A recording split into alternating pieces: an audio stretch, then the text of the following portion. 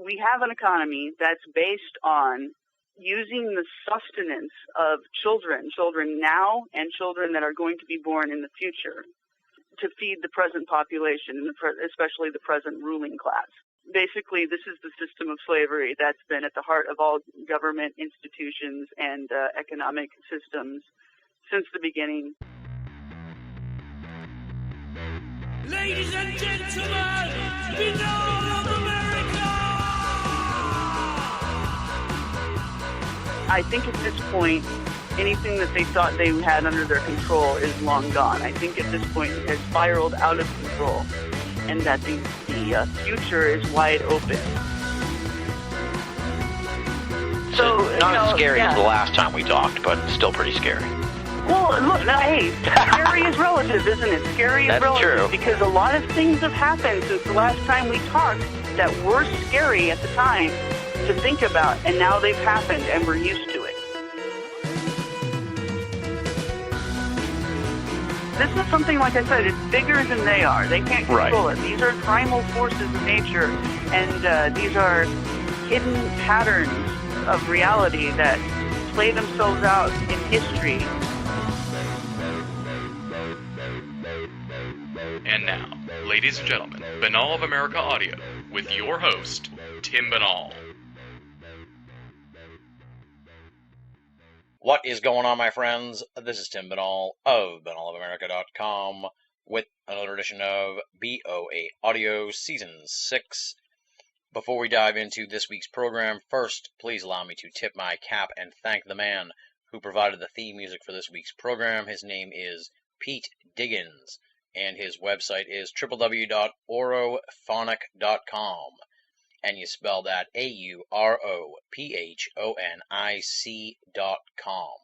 Big thanks to you, Pete, for the awesome theme music. We'll be using it here on the program for the next few weeks and months, much like we did with our buddy Ian's tune. And for all those musicians out there who are listening to the program and who may want to contribute a song to a future series of BoA Audio episodes, you can do that by simply writing to boaaudio@hotmail.com. Now, let's get down to business on this week's installment of BoA Audio. It is the long-awaited return to the program of razor-sharp esoteric researcher Tracy Twyman, and this time around she's going to be talking about her new book, Money Grows on the Tree of Knowledge, which examines the connection between alchemy and economics. Truly some mind-bending stuff here, and it is quite a lengthy conversation. It goes over 2 hours and covers a whole bunch of different stuff. Some of the big tent poles we're going to be covering are not just this alchemical economic connection, but also the current state of the economic crisis and what's going on in the economy today and where things may be headed. In the discussion on alchonomics, as Tracy calls it, we'll find out how alchemical ideas seem to form the basis for key elements of our current economic system. We'll learn about concepts like the Golden Age of Saturn, the Lord of the Earth, and specifically how child sacrifice plays a key role in both ancient alchemy and our current world. Along the way, of course, we're going to journey down some side roads that include the technology of ancient civilizations, the potential for human organs to be used as economic instruments, 2012, and, as always, tons and tons more. Much like when other guests make their BoA Audio return, this episode goes from interview to conversation to jam session over the course of these 2+ hours. So strap yourself in and get ready for a fascinating and wild ride. Altogether, really, it is a mind-bending edition of the program that strives to glimpse at the true underpinnings that influence our world with one of the sharpest minds in esoterica today, Tracy Twyman. For those of you who are unfamiliar with Tracy Twyman, allow me to provide you with a little background on her. Tracy Twyman has been writing about alternative history and the occult for 14 years. She's the author of The Merovingian Mythos, Solomon's Treasure, and Mind Control, Sex Slaves, and the CIA. She's also the former editor of Dagoberd's Revenge magazine, a journal of esoteric history that was published from 1996 to 2003. Her latest book is Money Grows on the Tree of Knowledge, And you can find out more about her at www.tracyrtwyman.com, TracyRtwyman.com, and there you can find out more about her books and read a whole bunch of articles by Tracy Twyman dealing with the emerging police state, the current financial crisis, and a whole bunch of other cool alconomical topics. And with all that said, let's get down to business, my friends, and rock and roll. This interview was recorded on March 20th, 2011. Tracy Twyman talking about the connection between alchemy and the economy on BoA Audio Season 6. Ladies and gentlemen, welcome to another edition of BoA Audio Season 6. Really excited to be bringing back our guest this week, Tracy Twyman. She was on the program back in Season 4, and, we talk about a lot of weird stuff on here on this program. We talk a lot about some scary stuff, but she talks about some insanely scary material that is real scary stuff, because it's really what's going on in the world right now with the economy and really the roots of all these problems we're dealing with. And in a lot of ways, as I said, that stuff is a lot scarier than aliens and Bigfoot and stuff like that. So I enjoyed it quite a bit when we talked the first time around. I know a lot of the listeners did as well, because they've been clamoring for her return to the program, which is what we're doing here this week on the show. She has just put out a new book. It's in ebook form, and I think she may be sort of reissuing it as an expanded edition. We'll find out about that in a moment. It's called Money Grows on the Tree of Knowledge, and it is some compelling stuff. It is really thought-provoking and really eye-opening to me. So I'm excited to explore some of the concepts that she puts forward in the book. And really, having read this and having read a lot of her previous stuff, I got to say, folks, she is one of the sharpest cookies in the esoteric field, genre for genre, let's say. She is just so well-versed in so many really finer details and arcane details with regards to a whole bunch of stuff that it amazes me. And as I was saying to her before we started the show here, I'd have to read this book 5 or 6 times before I could be as quick as she is with these details and this information. So I'm going to do my best to keep up with her, and I'm going to make her slow down for all of us. Don't worry, guys. Anyway, I could ramble all day because I'm very excited to have her on the show. Tracy Twyman, welcome back to BoA Audio. Let's dig on in. Oh, thank you so much, Tim. It's nice to be on again. I guess, well, we had you on a couple of years ago. Let's just sort of do a catch-up. What have you been up to in the last couple of years, aside, obviously, from the new book here? What's been going on with Tracy Twyman since, 2009? Well, really, I've been immersing myself in research, and, the last time we talked, I had just really started re-immersing myself in economics, because at that time we were right in the throes of the crash of 2008. Mm-hmm.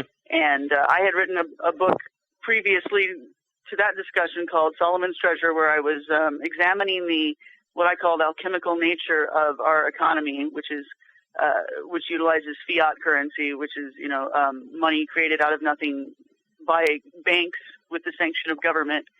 And at that time we were talking about comparisons between that process of creating money out of nothing and alchemy, and we talked about symbols on the dollar bill that sort of point to alchemical concepts, and the dollar sign itself, and so anyway, yeah, we were talking about what was going on back then. I had decided that I was going to re-explore the concept of economic alchemy, or as I call it, alconomics. I like that. Nice. And, so over the last couple of years since we last talked, I've been, following current events, which is, of course, overwhelming. Everything we talked about in 2008 has just, gotten worse. We were describing the situation then of what seemed like impending hyperinflation, currency collapse, and, of course, just collapse of financial systems in general, potential debt defaults by governments. Mm-hmm. And at that time, I think the audience may have felt like it was a bit alarmist. We were, of course, in the throes of a big financial collapse, but all the authorities were telling us that, if you just bail out the banks in a couple months, everything's going to be fine. And I think we were predicting several years of turmoil and doom. And, I was talking about like I said, the possibility of governments literally defaulting on their debt and, what might be the fallout of that. And that's all been happening.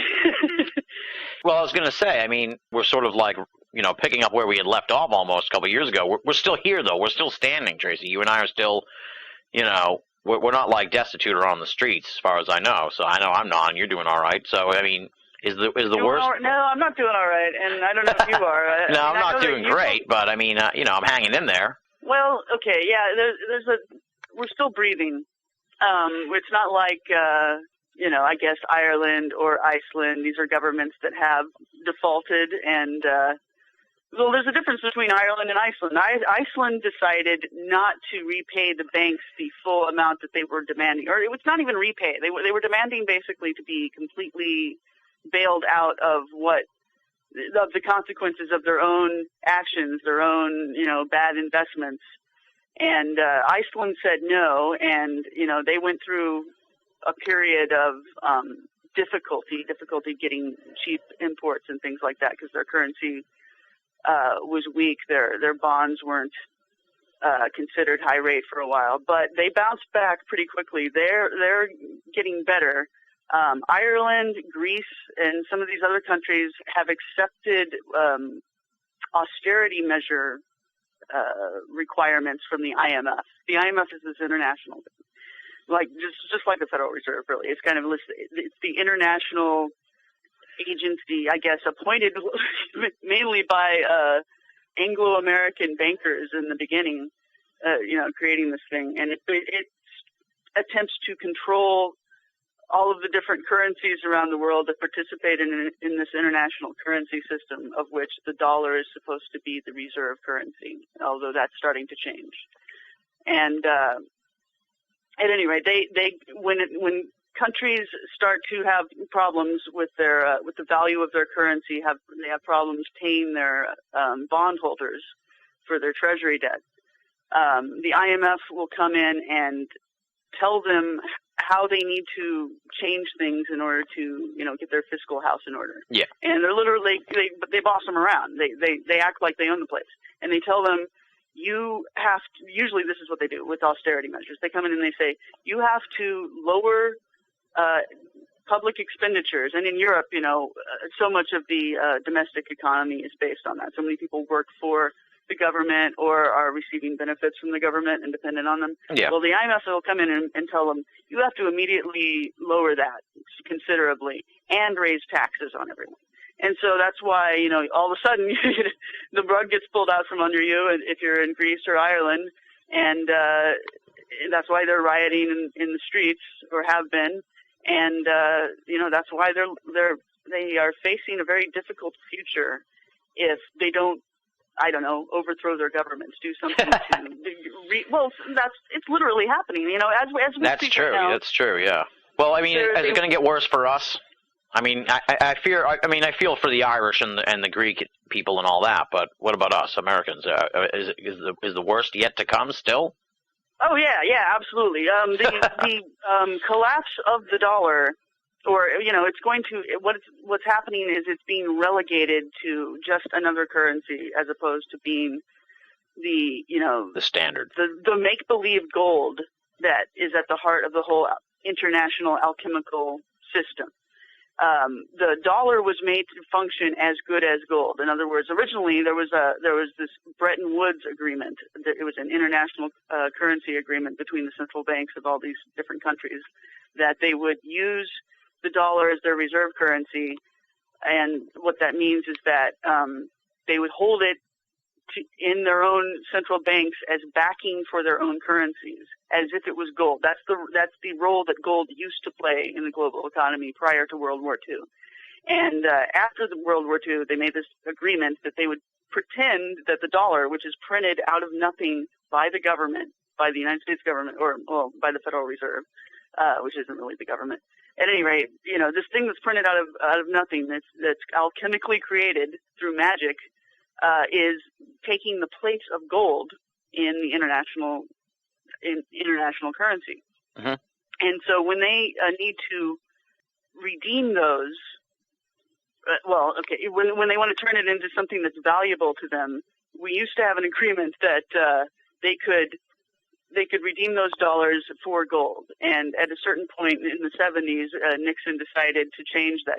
We were running out of gold. Everyone was turning in their dollars for gold because their dollars were starting to become worthless. We were having an expansion of major inflation at that point. And that's when Nixon decided he was just going to tell everyone that, no, you can't redeem your dollars for gold anymore. Now dollars they have no relationship to gold, technically. They're free floating. So at any rate, I'm just describing how, dollars have been the artificial gold of the system for a long time. And it's getting to the point now where a lot of countries don't want to have that sort of burden to deal with. Because what's really happening is, in order to maintain the dollar's status, and it has to maintain a certain value, within the international markets, they have to tweak all these other indices in order to maintain that. And the government and the Federal Reserve and some banks, including J.P. Morgan and Goldman Sachs, are involved in tweaking all of these indices behind the scenes to try to maintain the value of the dollar. And there's so much relationship really between that and current events. It just so happens that so many times when there's a military invasion or some important thing that happens in the news, it turns out that it just so happens to work to the advantage of the United States and the value of the U.S. dollar. And it'd be kind of laborious to go through them all, but it's easy to.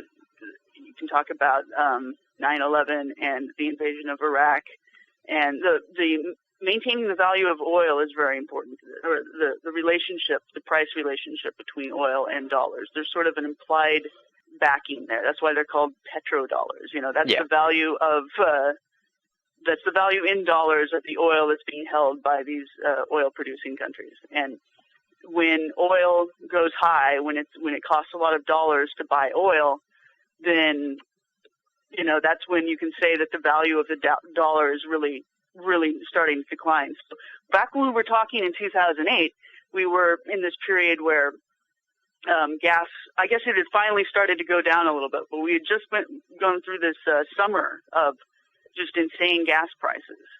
And I'm sure you remember sort of the ripple effect that happened there, where everything then was affected because the price of fuel is really the basis of everything else. You have to, in order to get goods around the world, you have to be able to fuel the people. Yeah, transport them and everything else, yeah. So, that's, a lot of people worry about peak oil, and that's the issue there, is if oil gets too expensive to take out of the ground and refine, then, everything else starts to break down. It's like no longer economically worth it to, bring goods, say, for instance, on a truck all the way across a continent, or to even, in some cases, fly them or ship them on a boat across oceans. I mean, right now our economy is so based on international commerce, and if you think about it, there's just some amazing things going on right now. Like sometimes if you go to the supermarket, you'll buy some apples, right? Those apples may have been grown, in the United States, or they may have been grown in Mexico or something, but then they'll be shipped to China where they get waxed by, Chinese corporate slaves working for pennies a day. And then they ship them all the way back here to sell them to us. And if you think about how much an apple is, not very much money usually, and how it was somehow profitable to someone to go through all of that, and how much fuel was spent doing that. And that's happening everywhere. Like if you buy a product, so many times there'll be, the item itself was made in China, and then it might be brought here or somewhere else to go do something else to the item, and then they might ship it back to China to package it, and then they finally ship it to Mexico, where it's put on a truck and driven by a Mexican truck driver up the NAFTA superhighway and to deliver to American Walmarts. And, somehow that's profitable. The reason why it's profitable is really because of the relationship that the U.S. dollar has to all these other currencies, it's the whole global supply chain and international currency markets are being manipulated to make this happen. So the goal of the Bretton Woods Agreement, and the creation of the World Trade Organization, all that happened at the same time. They said that the goal was to create the most efficient global supply chain that you could have. You know, they have like this mathematical formula that they're trying to meet, where everything can be produced and sold and distributed in the most efficient way. And, you know, that includes trying to get the price of human labor down as much as possible relative to the dollar.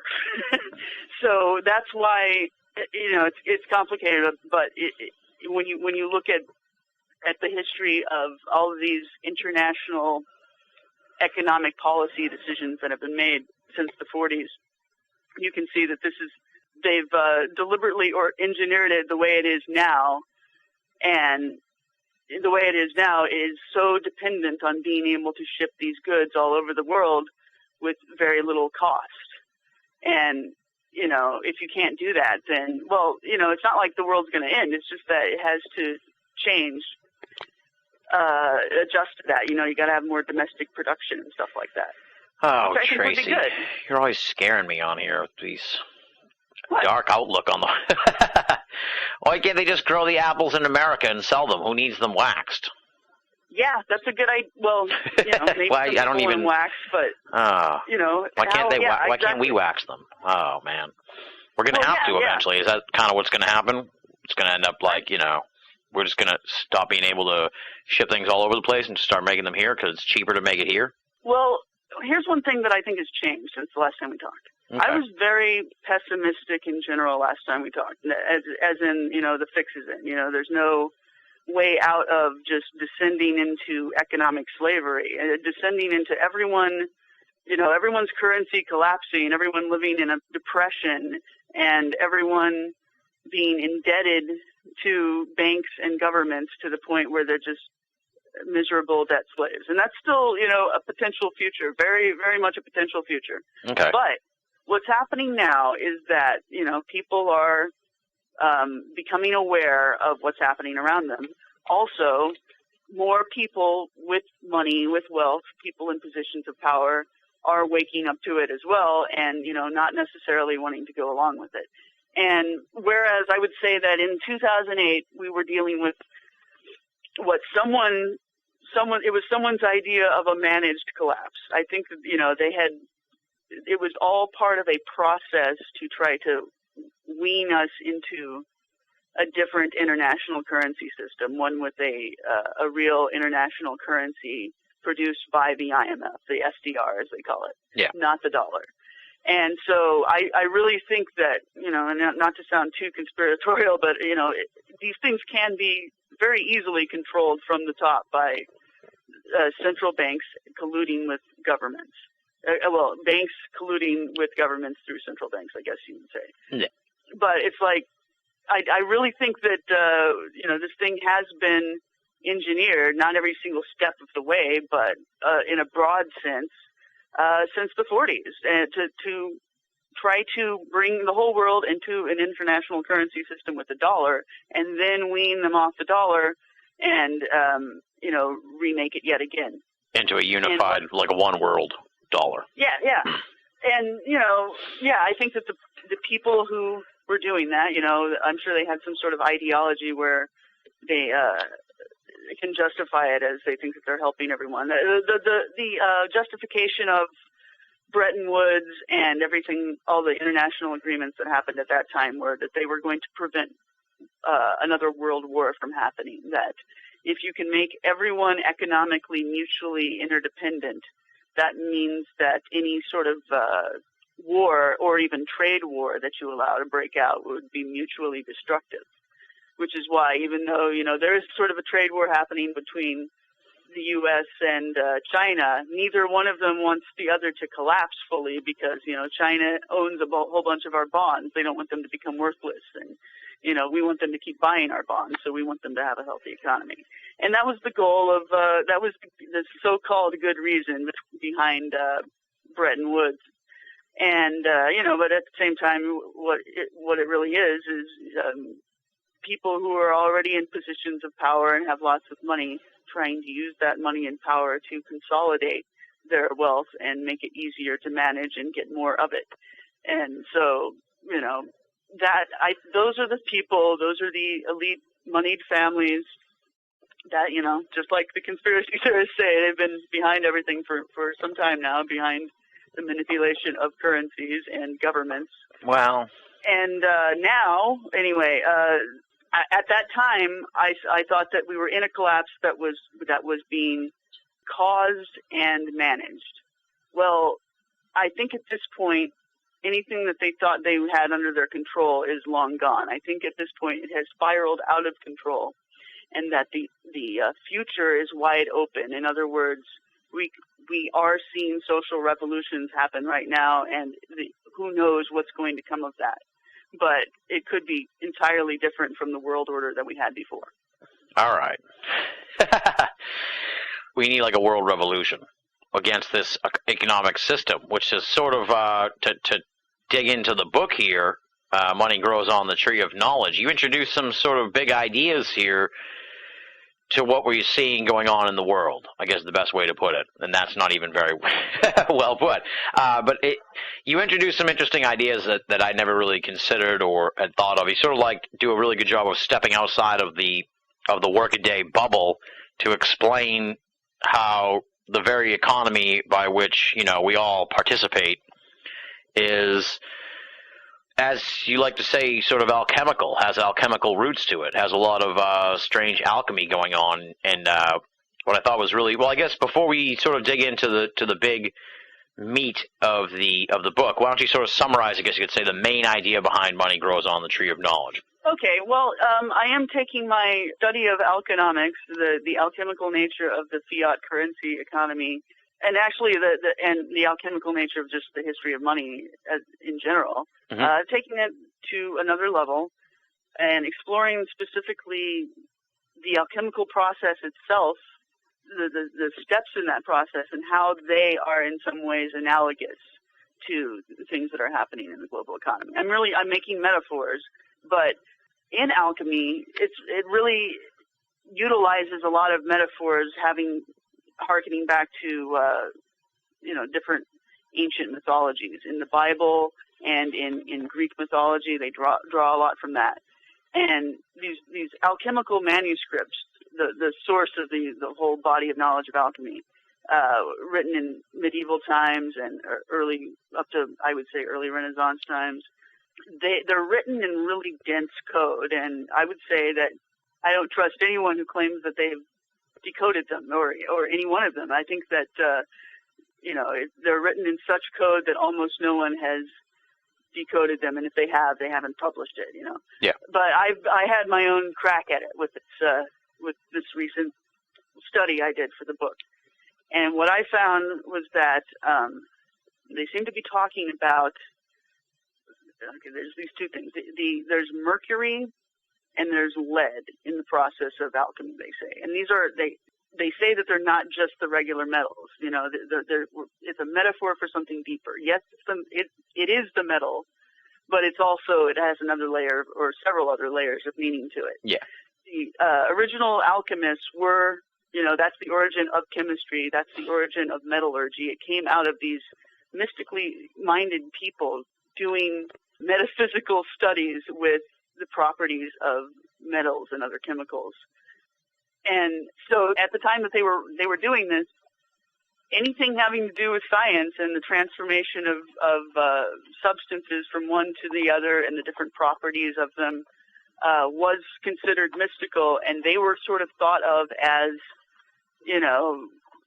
almost kind of like witches. I mean, there weren't as many persecutions of alchemists, I would say, as there were of witches, but they were sort of thought of by the community as, people dabbling in a dangerous subject. And you really can compare alchemy to ritual magic. I would say that it's pretty much the same thing.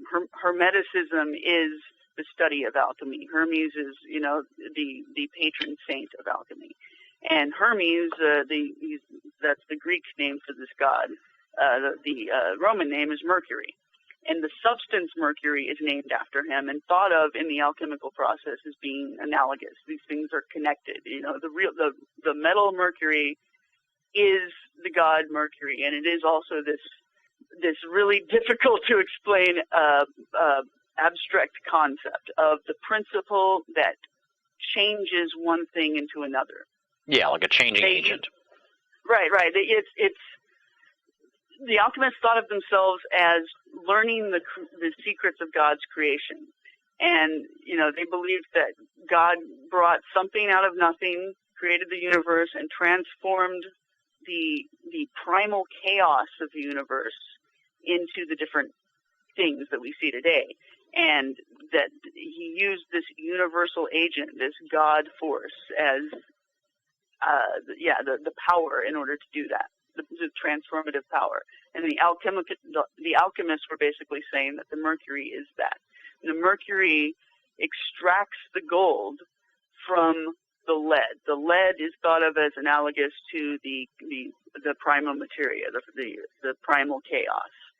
And so they use this metaphor of the mercury as this child being swallowed and then reborn.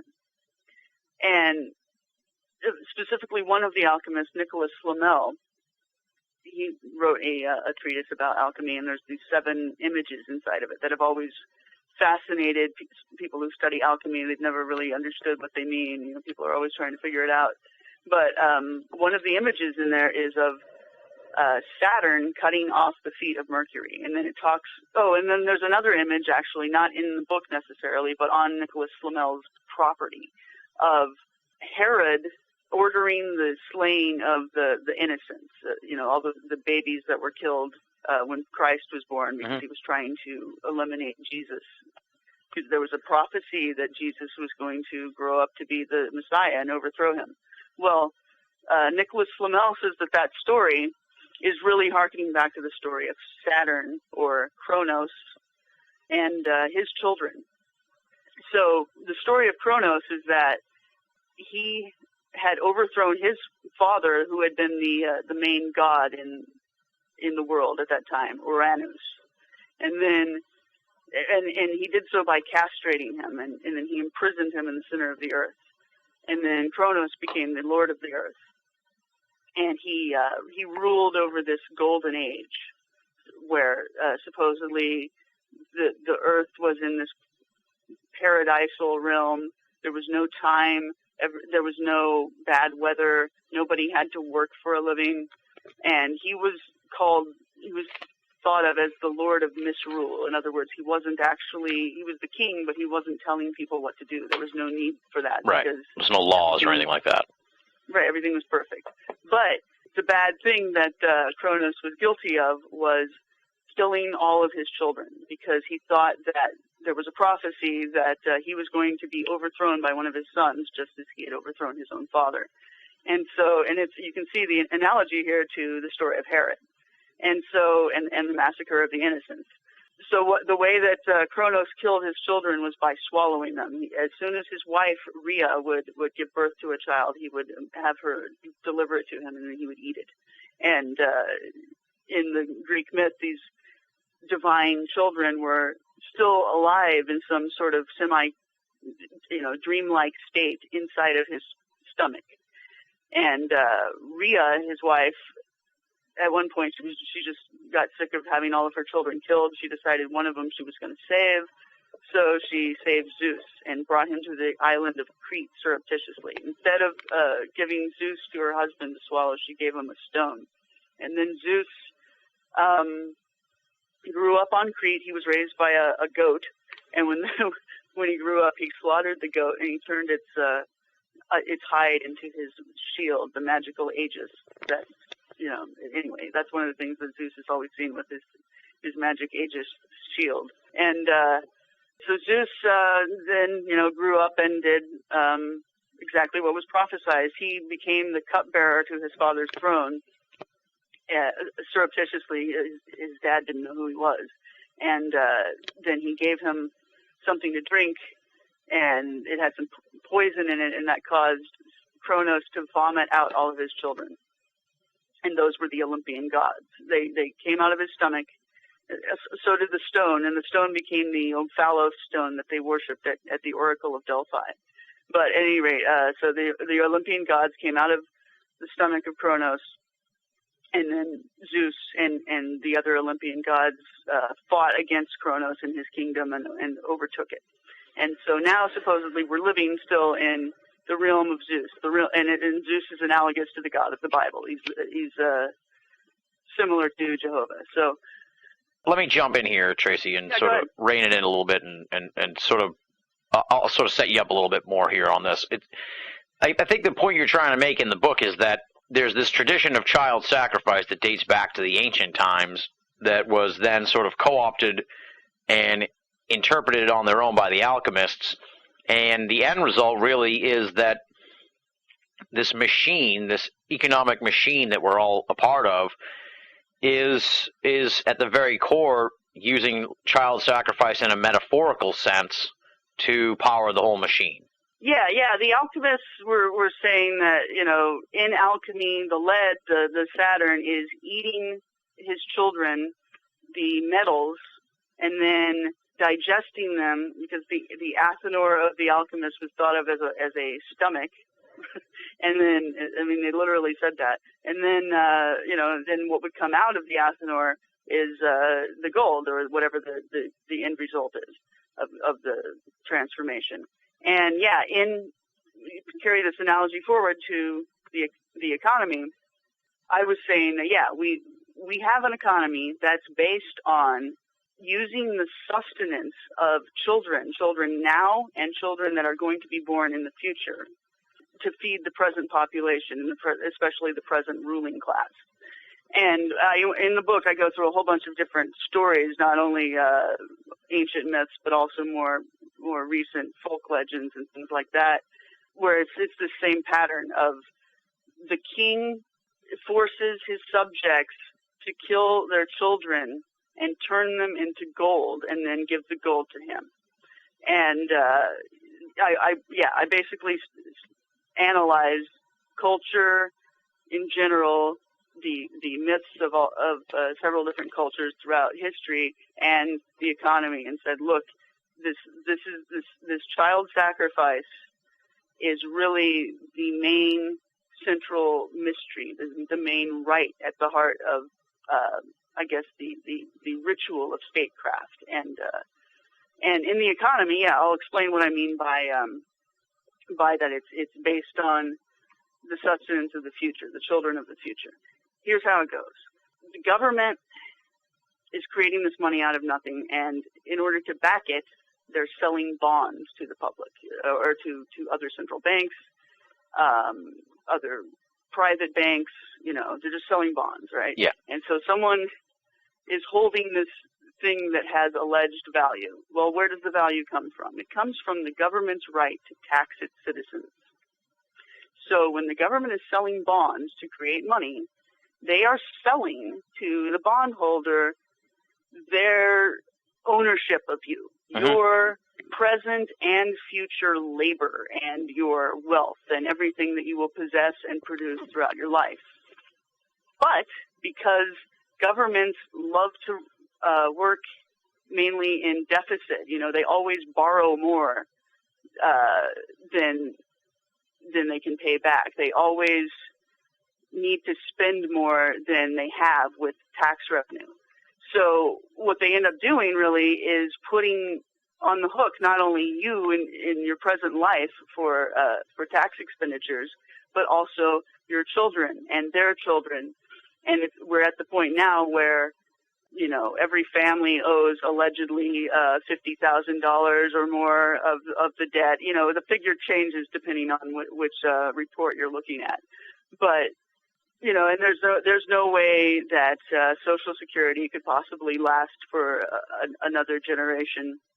In fact, Social Security is another example of this. Social Security, the average person who's using it now and who has used it in the past, is getting approximately 8 times the value that they put into it. And that's a value that's not dollars, that's adjusted for inflation. Oh, wow. So that means that they're, using the Saturn analogy, every geezer on Social Security and Medicare is getting, he's swallowing like 8 of his children in order to get that, Those are kids that will have to work their whole lives, presumably, and get taxed at an enormous rate. And their money will have so little value because of the inflation that's been created, that, they're just going to be miserable slaves, and there's no way that they're going to be able to get any of these Social Security benefits or health care or anything like that. And, that's what our current economy is based on. It's very easy to see the analogy in the present economy. It's more arcane, actually, when you look at older economic systems, but it's there. Trust me. This is basically this is the system of slavery that's been at the heart of all government institutions and economic systems since the beginning. And I guess one of the reasons why I went into such detail about the Golden Age and the life of Saturn is because I think it's a really interesting concept. The Golden Age was really, it's like the Garden of Eden, really seems to be this timeless realm. This is before time began, mythologically. Yeah. And the reason really why Kronos had to swallow his children back then was because that would have initiated the process of time. If you have birth, you have to have death. And Kronos ruled in paradise so long as there was no actual time. I mean, they even said that in the Golden Age, the year was 360 days long, and the orbit of the Earth was a perfect circle. The axis was not tilted, and therefore there were no seasons. Everything was the same all year round. And as long as you lived in this like third of the planet around the equator, you were in this perfect paradise realm. And so, even though it's so hard to imagine timelessness, but that's what these mythographers seem to have been trying to communicate. Yeah. And so I don't know, it's just this really, I think, really interesting way of looking at things. And I've been doing way more research on the Golden Age, even since the printing of my newest book, Money Grows on the Tree of Knowledge. And I'm more and more convinced that this is really an understood, not understood concept in mythology, and also in hermetics, in religious rituals today that people don't understand. And I do think that there's this belief amongst secret societies nowadays that we are going back into a new golden age, because that's part of the whole prophecy, is that that there's these 4 epochs of man. The Golden Age was the first, and then there were these others that all named after metals, mind you. And they actually said that the human beings of those periods were made out of these different metals. So, like in the Golden Age, there were actually golden people, and now we're in the Iron Age, supposedly. Don't get confused about the archaeological terms of, Iron Age and Bronze Age. Yeah, and all that. yeah. It's not the same. But at any rate, so they say we're going through these different eons of time, and that they repeat in a cycle. So, eventually, supposedly, we're going to have a new golden age again. But during the Iron Age, which is what we're in right now, society's breaking down. Everything's collapsing. Mankind is corrupt, and, every man for himself, everyone screwing each other over. And, it's hard to say that that's not happening. But the prediction is that eventually that gives way, the child, of the present aeon dies and is reborn. Then we're in some new golden age in which, it's said that it's a realm of peaceful anarchy. Now, and it's strange to think of Saturn, this person eating, or God eating his own children, as being a good guy, but that's sort of the image, is that, well, he was the king of this wonderful time in history, or time of no time, I guess. And so the hat that he wore, the red Phrygian cap, as it's called, it's the same as Santa Claus's hat without the little ball at the end. And Santa Claus is absolutely based on Saturn. But Saturn, was thought of as this benevolent king, and the hat is associated with libertarianism. The Liberty Cap, which I named one of my websites after, libertycappress.com. Yeah. It's associated with revolution and equality and freedom. And so it's interesting to think that we may be coming into a new golden age, and that it's not something that the elites necessarily are controlling, although they may be trying to, but they couldn't. If it's a force of history that's more powerful than they are, they may just be trying to keep it from happening. Of what they try to do. So it's interesting to try to think of what may be coming next. It's always interesting to think about what may be coming next. I think that's what drives a lot of us here in this odd little field that we're in. We take the time to stop and try and contemplate that. Speaking of time, I thought it was interesting. You really make some interesting points in the book about time and how it's sort of become commodified in the last 2 or 3 generations, if you will, on purpose. And I found that really interesting because a lot of people don't consider that. But you sort of make the point in the book that when you're working at a job or something like that, you're really selling your time to your employer. And it's that time equals money, as the expression goes, in a literal sense. So I guess talk about that sort of idea there, that the commodification of time. Sure, yeah. I pointed out that without a gold standard, you have this implicit connection between time and money, where everyone's money, the value of their money, is measured by labor, by how many minimum wage man hours you can get out of that amount of money. But because, of course, the value of the dollar fluctuates, and it always, fluctuate is the wrong term. I mean, over the period of a month or more, it's always going to be going down. And that's what's been going on for decades now. So when that happens, when they inflate the currency by printing more dollars than there are presently goods and services to absorb it or back it up, then that waters down the value of those man hours. So what I pointed out is that does something to the psyche of the person doing the work, that as time goes on, it seems like time is going faster, that you have to work more and more in order to maintain a certain level of standard of living. So, I'm sure there's a certain point, I know I reached it, where you can't possibly do any more things in the day, and yet the money that you're getting isn't worth what you need to buy in order to live. Right. And so, I just talked about how that's sort of a mystical, alchemical concept. And here you have Saturn, or Kronos, being the father time figure.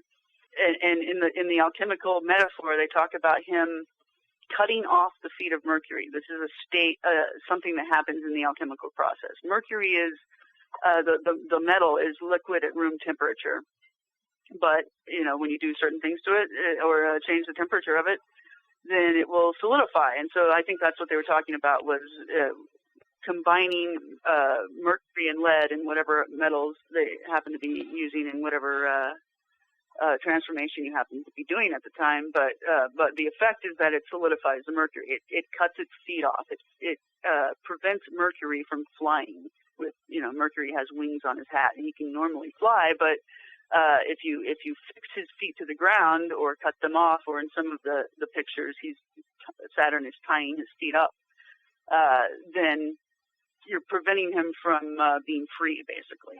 And so, I was saying that's sort of an image of what's happened to modern man, the slavery that we now have, where we're indebted to the point where we have to sell all of the time that we have and then more. But that relationship of Saturn to Mercury, where Saturn's cutting off the feet of Mercury, is really an emblem of modern man living in a world where time equals money, but there isn't enough time to pay for everything. Ain't that the truth? And I think if we got time left, I'd like We got plenty of time. We got plenty of time. I'd like to say some things about Christmas. Wow, okay. This comes out of nowhere. All right, what? No. It's part of the. Well, I talk about it in the book how Christmas is this very important time in the economy. That the economy operates in the red, really, for most of the year, and then on Black Friday, the day after Thanksgiving, that's when the whole Christmas shopping season kicks off, and that's when retailers expect to finally make their money back and make a profit. Yeah. And so much of our economy domestically is really dependent on this consumer purchasing, and so much of it happens during this period that when, if people did not participate in this festival, it wouldn't work at all. Right. And there's so many things going on there. You're working. Well, okay. All right. Huh? No. It sounds like you're ready to unload here, so go for it. No, there's so many different directions I could go in, but I think we have to start with the connection between Santa Claus and Kronos. I mean, Kronos is the basis of Santa Claus. In Rome, they called this festival Saturnalia. And they celebrated it on the last days of the year. Remember I said that during Saturn's kingdom in the Golden Age, there were 360 days. Right. And it's corresponding with the 360 degrees of the circle, and everything was perfect and wonderful. And then something happened. Some sort of cataclysm happened that marked the transition from that age to the next. You can think of that as being analogous to Zeus overthrowing Kronos. That caused the axis to be tilted and the orbit to be changed, so it's 365 days and some change now instead of 360. Right. And so in the ancient world, not only in Rome, but in Egypt and several other, I'm pretty sure Babylon, they had this concept that the last 5 days of the year were non-days. They didn't actually exist because they remembered the older time, and they always thought of that as the sacred time period, that this is a fallen version of the old world, the old reality. And so during the last 5 days of the year, it would just be a festival. They would celebrate. And in Roman Saturnalia, this is the way they did it, was they would let all of the slaves free for a few days. And they would all put on that red liberty cap to signify that they were free. And everyone was allowed to drink and use prostitutes and gamble and all of these things that were considered uncouth and something you shouldn't do in public during the rest of the year. At any rate, so yeah, Saturnalia, anciently, historically, is this time period of celebration of the Golden Age. You try to recreate the Golden Age, and one of the things that would happen is they would have this temporary king elected. Here's how they elect them. They still do this at Mardi Gras, by the way. They have these things called king cakes, and you bake a cake with a little token inside representing a baby, and you cut up the cake, and whoever gets the slice with the baby hidden inside of it is the king for the Saturnalia festival, and he gets treated like the king throughout the entire time, and he's given gifts, and then he also distributes gifts to children, just like Santa Claus. Mm-hmm. And then at the end of the festival, he is sacrificed, or in some cases, he's the king from last year's Saturnalia, and then he finally gets sacrificed, and then they elect a new one. So that's where we get this. So many of our rituals from this Saturnalia festival. Why do you set out cookies for Santa Claus? It's a votive offering, basically, to Kronos to keep him from eating your children. Seriously, that's the origin of it. Yeah. And so anyway, Christmas, it's so weird to think of it, that it's this important period at the end of the year that our economy depends on people making ridiculous purchases, supposedly giving gifts to their children. Supposedly it's all about the children. But at the heart of it is this symbolism from the ancient world of child sacrifice, and not only that, but eating the children. So, it's very interesting to think about, I think. Yeah, very interesting. So we've established that you hate Christmas. No. I was just joking, I love Tracy. Christmas. It's really weird. It's so weird. I love it. All right. Okay, so you love Christmas, even though it's based on child sacrifice. You can't win on this. No, I'm just teasing you, Tracy. What I find interesting is sort of what we've been talking about here, and is, talked about at length in the book, Money Grows on the Tree of Knowledge, is that, we seem like this sophisticated society, and, we don't sacrifice children anymore, or, in most civilized parts of the world. But really, we're still sort of enacting a lot of these ritual aspects that have been going on since ancient times. It's very strange. And you wonder, I guess, who, clearly you've, unlocked this, if it's all, accurate, let's say. As you said, you do your own interpretations, obviously. But you wonder, if these families or whatever, if they're sort of, if they understand that all of this is ritual. Do you know what I mean?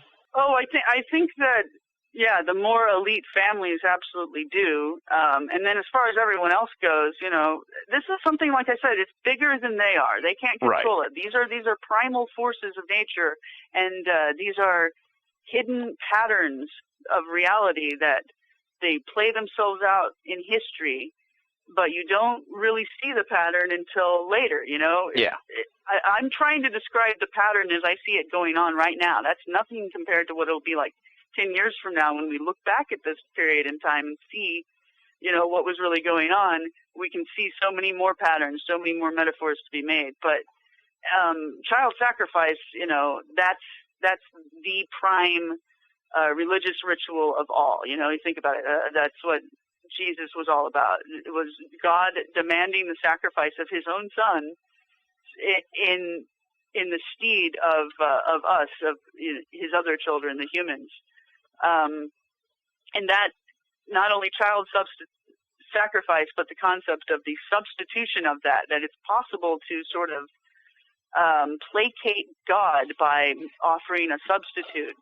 That's so common, like Abraham was going to sacrifice Isaac to God, but then God accepted a goat sacrifice instead, or a ram. And then at the Passover, that's what is really going on there. You're sacrificing the ram instead of the firstborn sons of Israel. And that's if you just go back to the ancient world, that's what it's all about, is child sacrifice. And if you can't actually sacrifice your son, you do it to someone else's son, or in later times, then they started using animals, and now we use little cookies. You consume the flesh and blood of God, but it's only a metaphorical God hidden in a cookie. Yeah, but as you also point out in the book, what we're also doing, I don't have any kids, thank God, but what other people are also doing is they're sacrificing their children to the machine, to the whole system now. You teach your kid to go to school and to work and the value of the dollar and all that horse shit. And then really it's a big con. It's a big system that's been set up. The metaphor of the Matrix really applies here, doesn't it? Yeah, absolutely. If you just remember that movie, I mean, it's a cheesy movie, but it's got some really interesting concepts in it. And one of them is that if you're one of the victims, if you're one of the slaves, you're one of the batteries for the machine of the future, you're literally like floating in a vat of goo, being digested, but you're not aware of it because you're dreaming this alternate reality. But meanwhile, your body and the sustenance of your body is being utilized by this machine slave owner that you're not even aware of. And interestingly, in that movie, they said that the slaves, the people that were floating around in this goo, what did they eat? What was their sustenance? It was the liquefied remains of the other slaves. So it was cannibalistic as well. Well, I also was thinking about this as I read the book too. This is sort of a chicken or an egg thing, maybe. And I don't know. You didn't really get into this in the book, so I don't know if this has crossed your mind yet or not. But We talk about the children and babies being used, in the alchemical practices and whatnot, and child sacrifice, and you wonder how this might lead somewhere towards stem cell research. And I wonder, if perhaps either it was that quest to sacrifice babies that led to that knowledge, or if it was lost knowledge originally that led to the misconception that power can be derived from babies. I don't know. I've definitely thought of. I stumped you this time. Nice. No, you haven't stumped me, not necessarily. I didn't get into this much yet in this interview, but I did talk about how not only do I think that there's a metaphor there in alchemy, many layers of metaphor that can be applied to many different things, but I think that some of the alchemists in some of the time were actually using the remains of children, and I talked about how I thought definitely that Nicholas Flamel might have been doing that, he and his wife, because he and his wife did their alchemy together, and he always sort of he always said that, well, my wife's participation is really important. I couldn't have done it without her. And one of the interesting things about them is that when they got their first, I guess, load of riches made from gold, from surreptitiously creating gold through the alchemical process, they became wealthy, and then they needed to, launder that. I guess they needed to put it into things in order, for everyone to not wonder, hey, what's that pile of gold sitting over there? So at any rate, they and it's also sort of a spiritual concept that it's important to donate your wealth to good causes because that brings more wealth. That's another alchemical monetary concept that I've written about in other books. But at any rate, so one of the things he wanted to do was, he wanted to do some sort of good work. And so he created this cemetery by his house where babies that had died during birth or shortly thereafter could be buried, and also, children that had miscarried. So that he called it the Cemetery of the Innocents, and he put that image of Herod and the Massacre of the Innocents right on the outside of it. And it was right by his house. So I thought, this is probably not a coincidence. And if you think about it, isn't it quite likely that Flamel was using the remains of some of those children in some of his operations? And isn't it quite possible that his wife could have been producing some of this material as well? She could have had some pregnancies that were deliberately terminated early so that the material could be used. Right. And at that time, that would have been one of the most horrible things you could do. Having an abortion, and especially deliberately doing it for such a purpose, would have been so diabolical, Well, it's still pretty diabolical. It's certainly not something that's encouraged nowadays either. Absolutely. No, I agree with you. I'm not in favor of abortion at all, and I won't get into that. But no. I just mean, abortion for the sake of having the ingredients for some kind of weird magical ritual. Yes, absolutely. It would be weird today, and absolutely the sort of thing that you would get stoned over back then. So, but in his writing, he acts like. He sort of hints at it, but then he says, but I wouldn't use the real blood of children in the operations because that would be diabolical. But then he later talks about basically having a guilty conscience. So I really got the idea that he was using the remains of children, and that he was doing these good works as a way of sort of making up for that.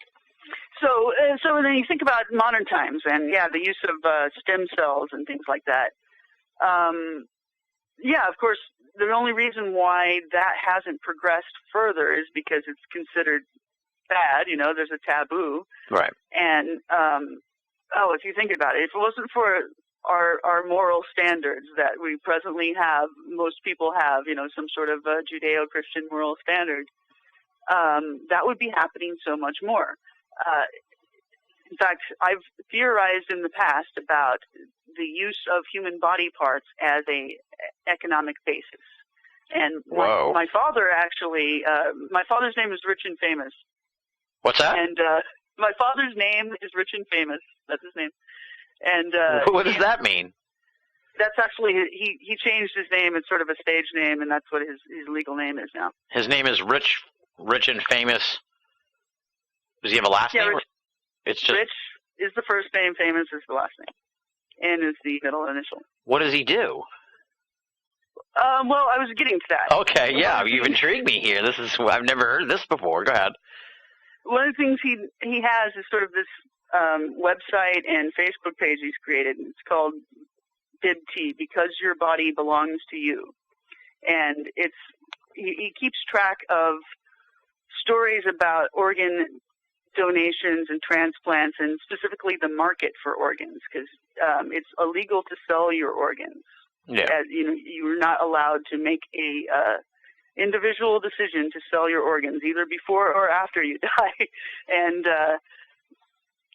but what is happening is that people donate their organs voluntarily, and then what happens is the hospital takes those organs, and there's these intermediary organizations that profit, or they're supposedly nonprofit, but people are working for these organizations, making their living at it, so. And of course, the person receiving the organ is paying. They're definitely paying tens of thousands or hundreds of thousands of dollars to get this organ. And so someone's making all this money, and it's going through the nonprofit organizations and the hospitals, and there's all these middlemen profiting from it. You, the person whose guts are being used, are not allowed to profit from it, and your family can't profit from it. Well, so my father's opinion is that that's wrong, and you should be allowed to. And I thought that was very interesting, because if you think about it, this could be the source of derivatives now and in the future. You can have investments based on this. Because my dad's idea is that you should be allowed to use your body as a resource. You should be able to find a company that wants to buy it and make a contract with them that, they can have your organs after you die. And of course, they'll probably assess your health and give you a rating of the value of your organs based on your lifestyle and everything. At any rate, so yeah, I was saying that not only could it'd be great for the people, for individuals, if this law was changed so that we all would have, on average, about $150,000 worth of organs in our body that we could borrow against. But if I've thought of it, probably someone else has too. So let's connect this to Obamacare. All right. No, seriously, the Obamacare is at heart. Really, it's all about taking the assumption that your body belongs to you. It's the last frontier. It's the one thing that the government hasn't claimed complete ownership of yet. Yeah. And they're going to take that as well. And if you think about it, what else does the United States government have to offer its bondholders anymore? Because they've already, as I think I explained maybe in our last conversation, they already hypothecated all of the land and other property to the bondholders, whoever the obligates are of our national debt. In 1933, Congress did that. And so it literally, ever since then, the land beneath your feet and everything that anyone thinks they own in the United States is actually owned by bankers. The government said so.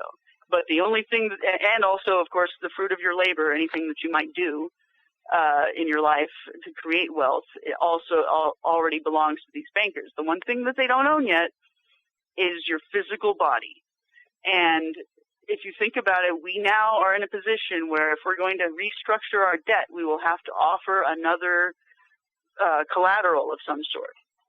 And if we're going to reinflate the economy, we need to have another bubble, another commodity that you can base derivatives on. So I absolutely thought, that this was the direction they were going in. Now, obviously, it looks like Obamacare is dead in the water for now, but I still think that this is the final frontier of debt slavery. Wow. Well, I hope it doesn't happen for a while, Tracy, because I smoke, I drink too much. My body's worthless. My body's absolutely worthless. I'm in better shape. I'm in better shape if we just stick with this dying dollar. Wow. Yeah, no doubt. Very interesting. That is very interesting. Wow. So you see this as something that may happen. I just would like to think that at some point the human race will figure out that this like economic system, that we can stop this before they institute the new bubble, that we wake up to this whole thing. Do you know what I mean? Right. I don't understand why, I just don't understand why we can't seem to get ourselves out of this mess. Do you know what I mean? I think people are just powerless and they just don't want to do anything about it, and they've been conditioned, dumbed down and pushed out of the whole, decision-making process about the world. Yeah, for the most part, that's true, but you don't have to have everyone involved in a revolution. It's really just a fraction of the people that do that when you look through history, and of course that's what I think is going on. I think we are going from one era to another. People are waking up. There's going to be a revolution. One generation will supplant the previous one, and you can think of it as analogous to Zeus overthrowing Kronos or Kronos overthrowing Uranus. It's the way that one age passes to the next, and the oppressed youth, the slaves, overtake their masters. But what I talked about in Money Grows on the Tree of Knowledge, I said that any system, just historically, it always has to have someone play the role of the sacrifice and the victim. So if a new age is going to come and some other concept is going to rule, even if it's not a literal elite or a new ruler, if it's the golden age, then it should be some sort of system of anarchy. Or if we have a ruler, then it should be an unruler. He should be the Lord of Misrule. He should be a ruler in name only. But even the Golden Age had its victim, its slave that they used as the source of their sustenance and as the sort of scapegoat upon which the sins of the ruling elite would sort of put the blame for everything. And, I don't think that's ever going to change. I'm sure that there will be a new scapegoat in the future. Well, yeah. Well, that's kind of the concern I had, too, reading the book. How do we know that we've kind of established here that the system that's in place has been engineered by people? How do we know that they're just not trying to engineer their own golden age for themselves and where the put-upon slaves to produce their golden age? Oh, we don't know that at all. I mean, isn't that what actually is happening?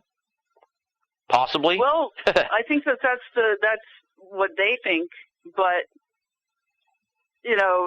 Kronos always thought that he was going to rule, and he didn't think, he thought of everything.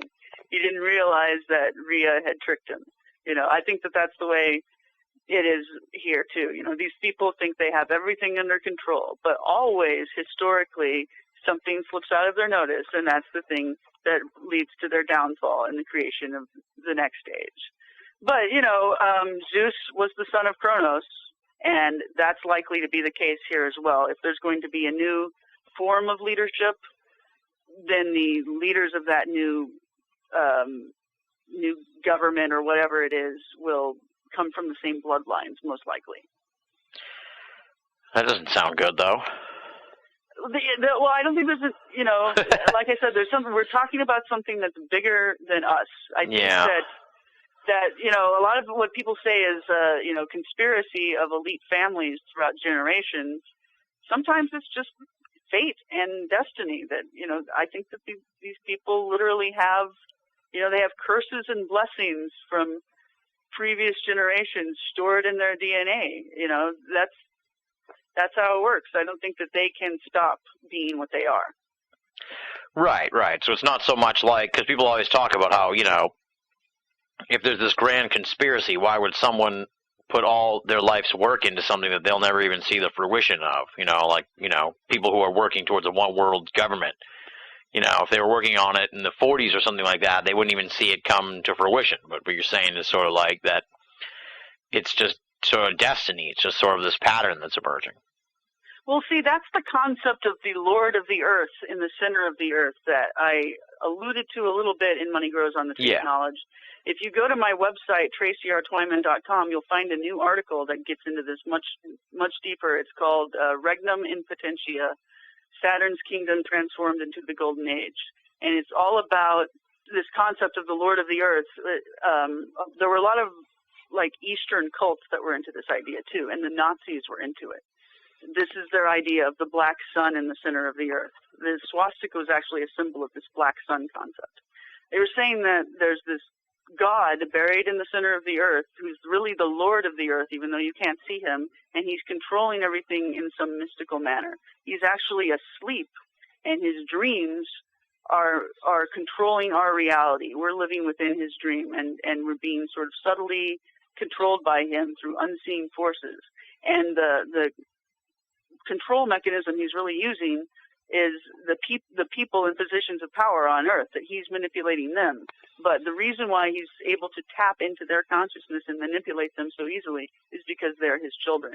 And this Lord of the Earth is Saturn. It's what happened to Saturn, or Kronos, after he was overthrown. He was imprisoned in this subterranean chamber, and the story goes that in this subterranean chamber there's this hidden sun, the central sun, or the black sun, an artificial sun. And in some instances it seems like they're saying Saturn is the black sun. It's the same thing. So the black sun that the Nazis believed in was this hidden power that animated things on the surface. They sort of thought of it as the source of the electromagnetic field, and everything on Earth is sort of being subtly manipulated by the power of the black sun and what they call the green ray, the energy that comes from the black sun. Yeah. You were saying, okay, well, why are these people doing things in some sort of grand scheme that they're only doing in their lives? And well, it's because that, you know, they're really tapping into something larger than themselves, being controlled by something larger than themselves. And then, of course, some of them are actually members of secret societies that do occult rituals where they contact hidden entities. And the Nazis, for instance, were literally, or some of this, I guess, to specify, some of the secret societies that sort of spawned the Nazi movement. They were literally channeling messages from beings that they believed to be living in the center of the Earth. And they gave them directions on how to build flying saucers and stuff. But, you know, so if Nazis were doing things like that, or the progenitors of the Nazis were doing things like that, isn't it possible that there's some Masonic lodges that are doing things like that? And the attendants at those Masonic lodges are people in positions of power, you know? I think that that's quite possible. Yeah. The economy's been a little rough, man. Oh, man, just brutal. You know, it's times like these that E-Trade can really help you replan your investments, though. You know, it gives you the tools and research. Take control. Rise up. You know? Dude, no. What? Stop. What, I can't flex the golden pipes? It's not the venue. It's inspirational. Any place. Fine. Okay, where was I? Learn to fly again. You're listening to Banal of America Audio. No, I'm just poking at your funny bone. I am quite alarmed. I don't think you realize the danger. Like the people who think it's okay to bring shampoo on an airplane. Well, you know, it sort of goes back to the idea, too, that just because we don't believe in a lot of this stuff, not me and you, but I mean like the mainstream people, you know, where they're sort of like, there's no secret societies. They're not doing rituals and stuff like that, or that's not real. Like, just because the mainstream doesn't believe in it doesn't mean if they don't believe in it, then it doesn't have that power to them. Oh, no, it's, you know, it doesn't really matter. I mean, the idea is that, you know, we are trapped in the dream world of Saturn, and so the fact that we're unaware of it, that's almost the definition of a dream, you know, except for a lucid dream. I guess that's the concept of waking up, right? You waking up from the Matrix. You sort of wake up and you realize that you're in this dream, but, you know, can you really get out of the dream? I don't know. Or would you want to? When you have a lucid dream, that's when you sort of realize, like, oh, I'm really in control of this. I thought I was just, you know, a victim of it all, but really, I can fly if I want to. I don't have to run away from the monster. I can beat it, you know. And I think that I guess that's the best we can hope for. I think we are in a dream. We're in an illusion. I really believe that. That the universe is really always primal chaos, and the only thing that organizes the chaos into something meaningful is your body, your senses, your cognitive ability to put it all together. So I think that in that sense, we're always in a dream and an illusion, and there's nothing wrong with that. That's the nature of reality. That's interesting. Yeah, that's an interesting perspective. And that beyond just the body, too, it's the sort of like that collective agreement on things.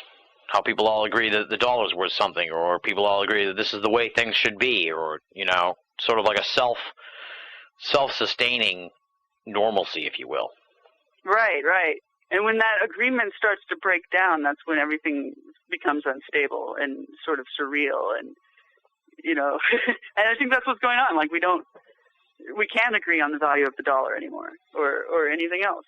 So, we're in this period of instability right now where nothing is certain and things are turning to chaos, and it will be up to that, alchemical agent of the future to bring it all back together again and form something new out of it. It makes you wonder, too, because I don't know if we really got into this. I mean, I sort of introduced this, but then I feel like we didn't really get into it, and this sort of adds to what I'm going to say next. So yeah, go ahead.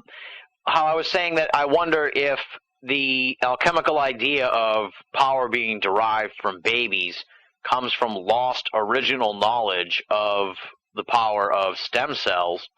And I'm sort of wondering in turn, you talk about this Saturn age.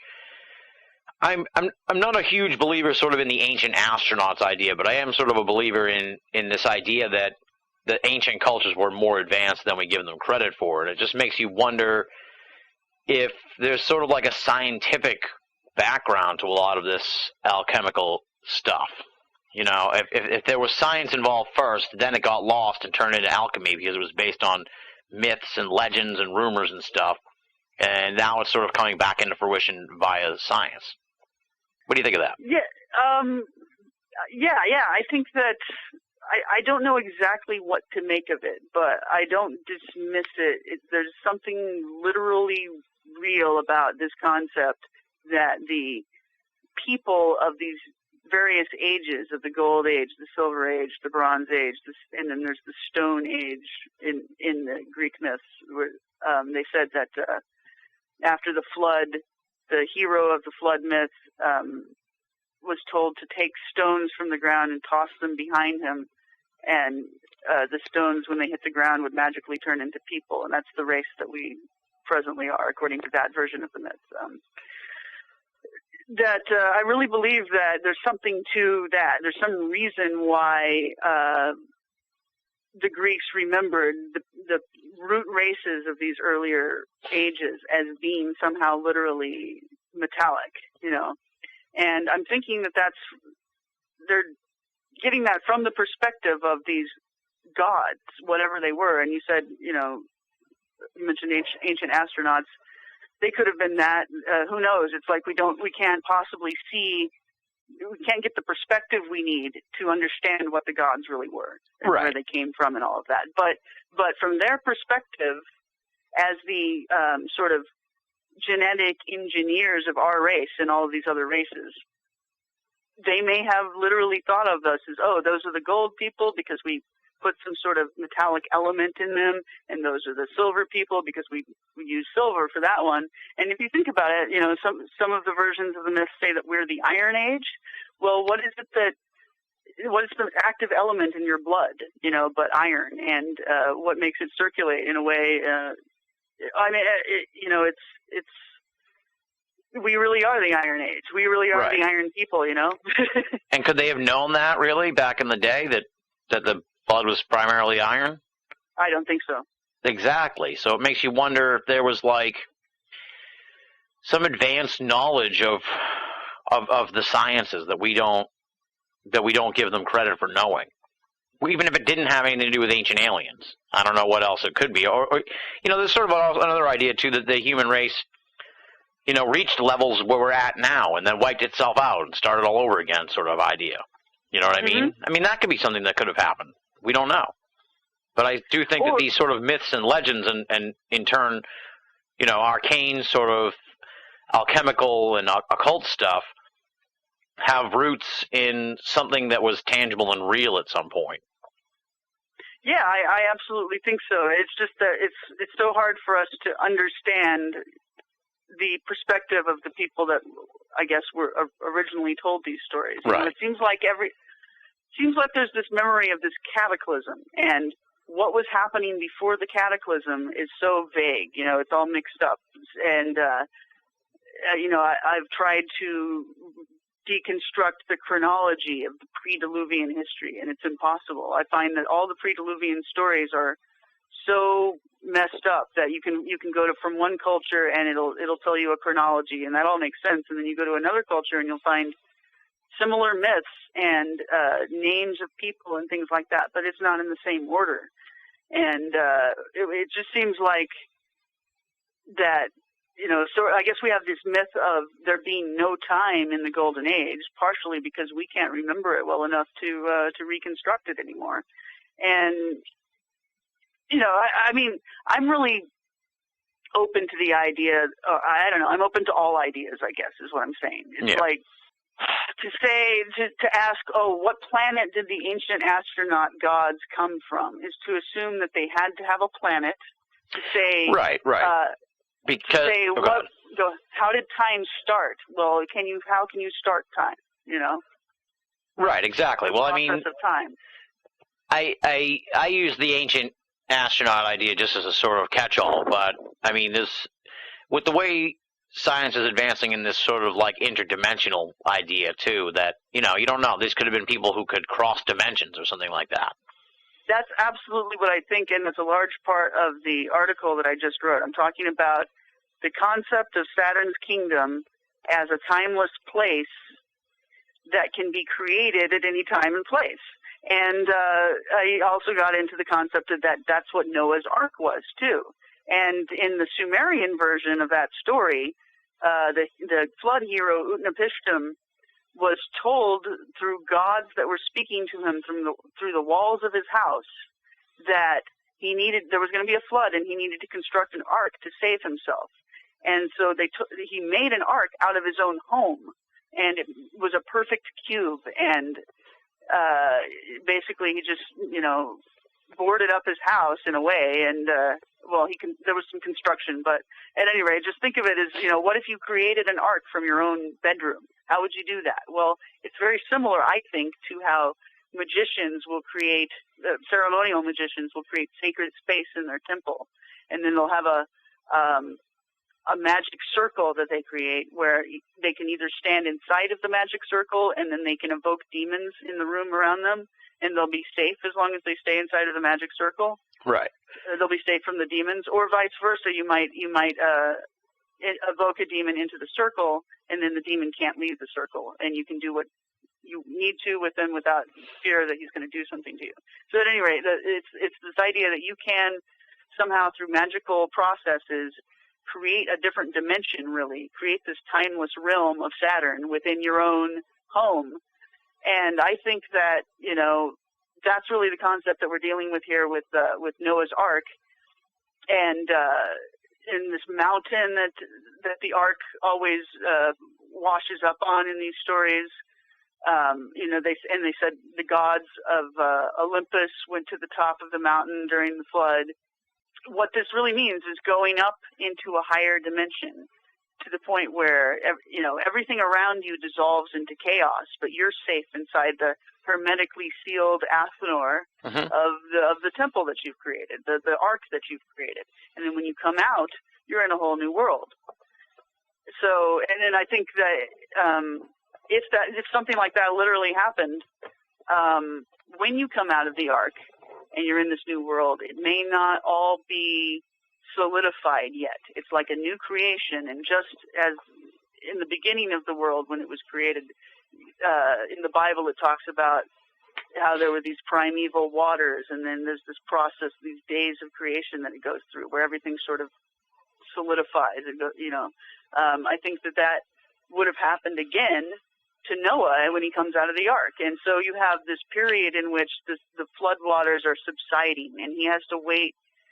He has this bird that he uses as a trial, to find out if there's any land yet to walk out on. Mm-hmm. I mean, if you think about this as an alchemical process, and yourself being Noah, you're like the baby inside the Athanor.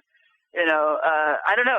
It's an interesting concept, I think. I think there's some scientific underpinnings to this, which I would like to see you explore as you go forward. Yeah, well, my husband is more into like evolutionary biology and stuff. He's more of an expert on that stuff, and maybe he can figure it out. I mean, You guys can team up. Well, yeah, I don't pretend to be a scientist at all, so I'm trying to analyze these myths and what they may have been trying to express, but I have absolutely no claim to know, whether it's the Pleiadians or what year it happened or anything like that. And as far as, what's the biology of the different root races, I don't know. Yeah, who knows that kind of thing. That's anyone who tells you they know that, run away, because they're trying to sell you something. Speaking of which, I noticed in the book you're not a fan of monatomic gold. You don't believe in that whole thing?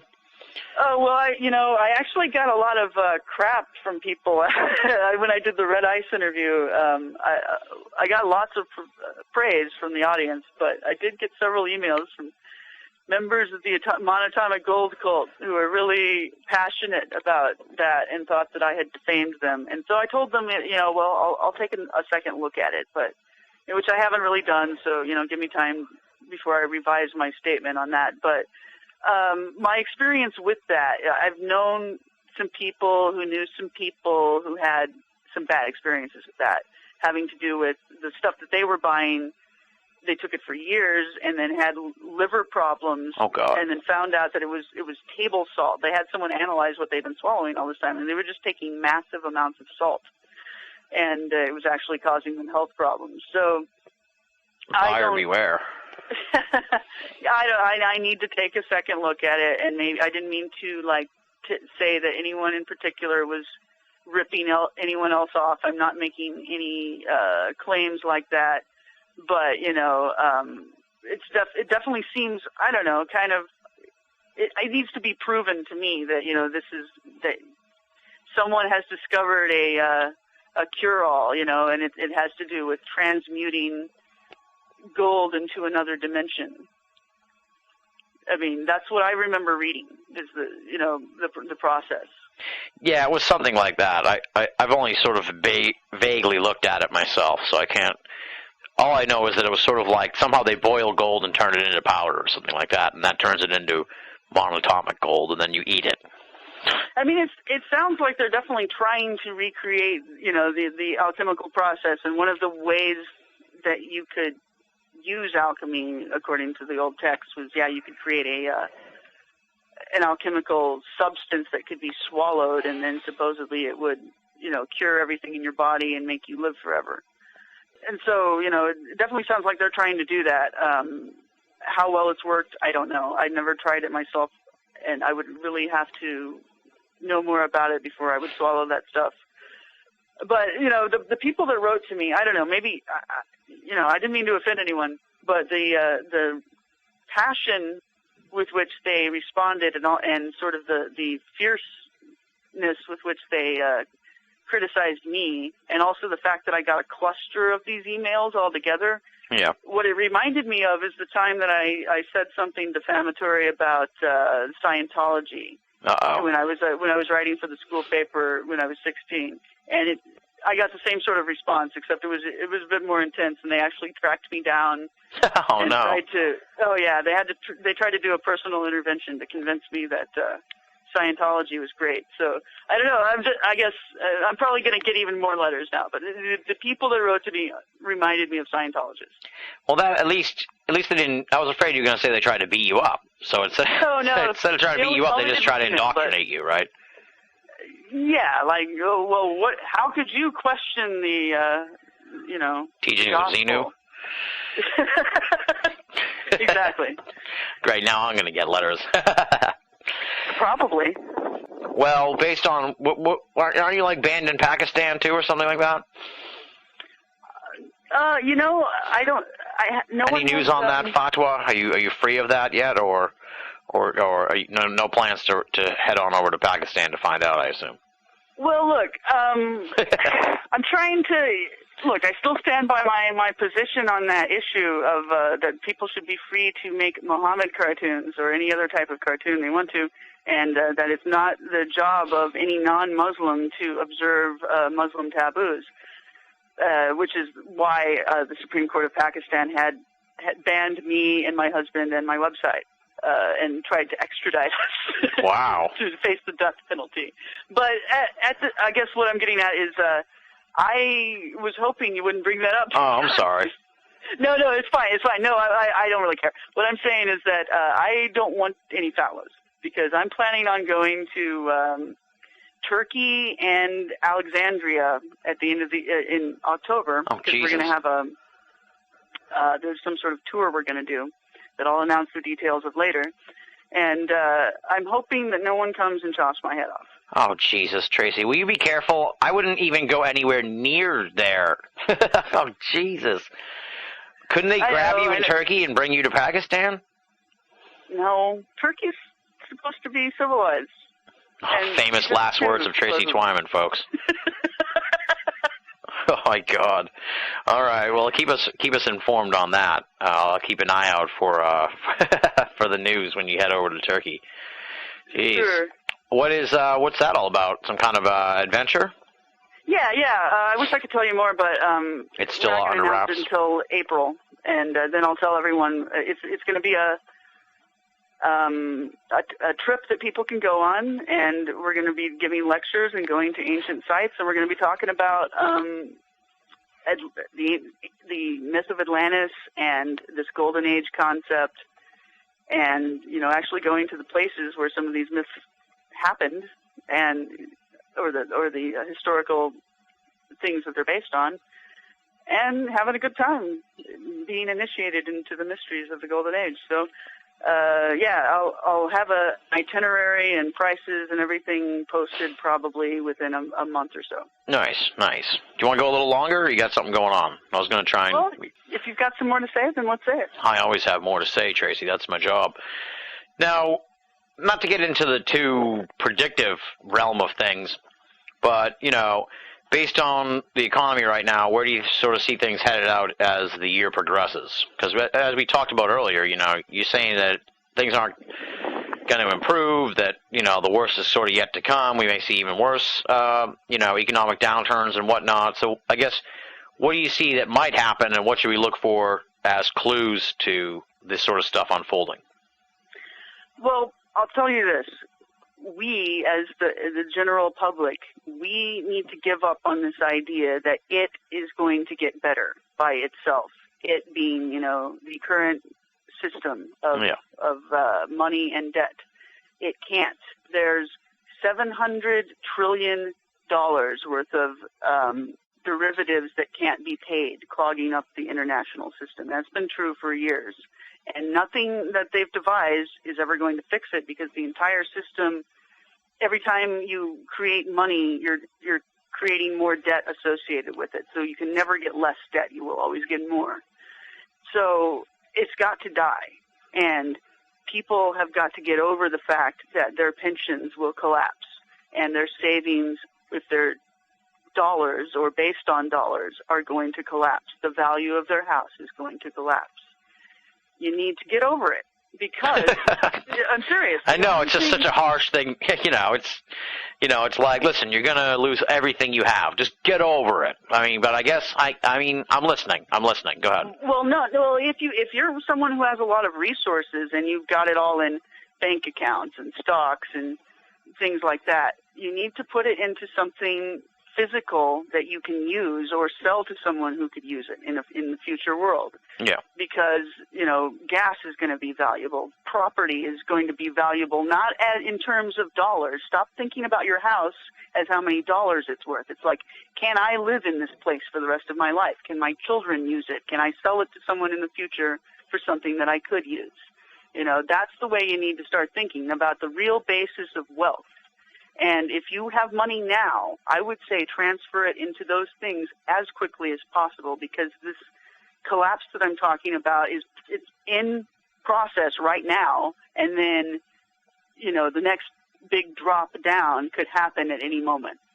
They're going to have another wave of quantitative easing, which is printing enormous amounts of money out of nothing and then having the government itself buy it through. It's complicated, but they try to fake you out. They try to pretend that there's banks in the Cayman Islands and stuff buying these bonds, but they're really doing it on behalf of the Federal Reserve. So the Treasury's printing money. They're borrowing from the Federal Reserve in order to print that money, but then the Federal Reserve is buying the bonds that it's based on. So it's like eating yourself. If we get back to alchemy, it's like this Ouroboros serpent eating itself. Yeah. Now, are you familiar with Bix Weir and his work at all? Someone else told me. It might have been me when we were setting up the interview. Road to Ruta and that whole thing. Have you looked into it at all? No, please go ahead, elaborate. The gist of it is that, and I'm going to do a terrible job of this, I apologize to Bix. You should definitely check out his stuff. That there's sort of, and you kind of alluded to this too earlier, that there's sort of like these good forces at work behind the scenes in this system, in this economic system that's been thrust upon the world. And that there's people within the system that are aware of this impending financial collapse and are sort of, you know, have a plan to deal with it after the fact. And, you know, there's going to be this big collapse, and both sides, the good and the bad, have been orchestrating the collapse, you know, for their own purposes. You know, the good side realizes that the fiat system can never last, so it created the fiat system to sort of milk it for what it's worth, then collapse, and then rebuild. And the bad guys sort of want, like, a new world order. So, I mean, what do you think of that? Like I said, I probably butchered the theory in general, but that's sort of the general idea of it. Well, okay, yeah, I need to read about it more, I guess, but general idea, I would say my reaction is this, that there are several factions of good guys or bad guys, and then several factions of people that consider themselves to be good guys. What that means is entirely relative and subjective to them, because we don't know. We're not involved. They haven't initiated us into those mysteries of what they intend to do with us and our wealth at the end of it. Mm-hmm. So as far as someone calling themselves the good guy and they're going to work behind the scenes on our behalf, you know, I reject that as being done in my name. I am the only one that can save me, and that goes for everyone else too. And the idea that some savior from another planet or from another secret society or the good witch of the West or whatever is going to come and save you without you having to understand these concepts and save yourself is wrong. I mean, anyone who arrogates to themselves that responsibility of manipulating the lives of others and deciding who lives and who dies and who gets to have wealth and who doesn't and how much the money in your wallet should be worth, those people need to be overthrown and never given any power. I mean, if you're asking what my opinion is in my value system, I think, you know, no, I reject that. Okay. Maybe they're trying to do it. You know, they can call themselves good and say that they're trying to do it. That's so, great. okay. You know, so you're saying like you reject people who say they're doing it for good, but you don't reject the idea that there are people who think that they're doing it for good. Exactly. But yeah, you want to work behind the scenes with your little secret society and your banker friends trying to create a good system of international economics and international political control. Well, all political control and all banking as it's set up right now is about people owning other people and selling them without their permission. So if you think there's some good way of doing that, I disagree. Well, part of the road to Ruta theory is additionally that, you know, there's going to be this big collapse. The good guys, now I'm starting to remember a little bit more of it, the good guys, they're going to sort of bring the United States back into sort of a separatist situation where we're going to produce everything on our own. We're not going to get involved. You know, it's the reverse of a New World Order, I guess you could say. And I guess from what I can recall, Bix was saying that, you know, the United States has plenty of natural resources and that we've been sort of hoarding them all this time and using the rest of the world's natural resources because we knew that eventually this reverse New World Order is going to happen because the good guys behind the scenes were orchestrating it. What do you think of that? Does the United States have all these resources, or I mean, you're sort of you're up on all this economic stuff.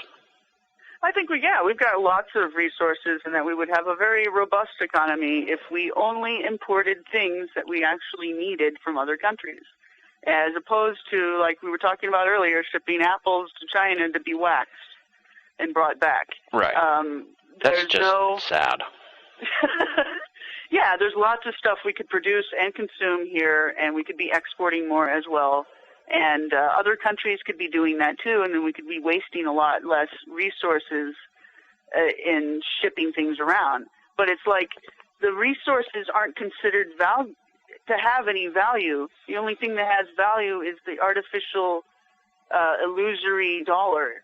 And, you know, that's what all of these economic policies are built around, is people getting their hands on dollars and controlling the value of and distribution of dollars.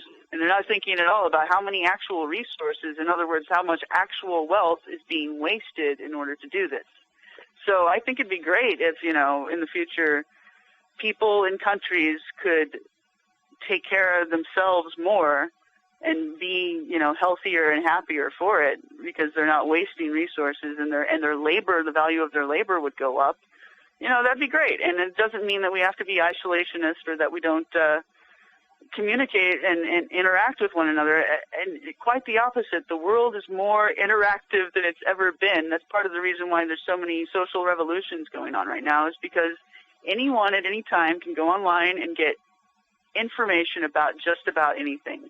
And even things that used to be super secret and hard to find, it's just out there now. You know, WikiLeaks is a huge resource. And then you've got Facebook and things like that, where it's making it just really easy for people in different countries to make friends and compare notes. And so you used to be able to, you know, a government could sort of keep their own domestic population ignorant of what they're doing in other countries, or tell them a false version of what life is like in other countries. And that can't happen anymore. You know, I mean, some people might still believe the version they get on TV, but those are mainly older people. And, you know, people like in their 50s and younger are online. They have tons of friends in other countries, and they have a way different perspective now because of that. And then you have this instant communication if you do need to have a social revolution, if you do need to have people be able to coordinate something really quickly without having to physically be in the same space. You can do that now. So, you know, we're going to be a more cosmopolitan world than ever in the future, and it doesn't have to involve a global supply chain of slave labor. You know, that's not needed. Yeah, we just hope we can break the cycle and free ourselves from that global supply chain. Although you're kind of saying that it's going to fall apart anyway, right? Yeah, there's no effort needed on our part except to try to keep ourselves safe from the fallout. But the collapse is happening, and as it collapses, people are they're going to still need to do business. In fact, more than ever, you know, you're going to have needs for goods and services to be produced locally. So actually, I think the recovery begins as soon as the collapse is allowed to happen. You know, you can have local currencies created, and that'll start happening immediately, and people can start doing business with one another. And that's the problem, is that, you know, we're required by law to use the dollar for everything, and to be involved in these systems of government and taxation and these federal rules about, you know, labor laws and how you can produce things. And there's so many rules, you know, and we're all trapped into this system that's just not allowed to change at all, even though it's not working and everyone's literally dying. Yeah. Their economic lives are dying because of this.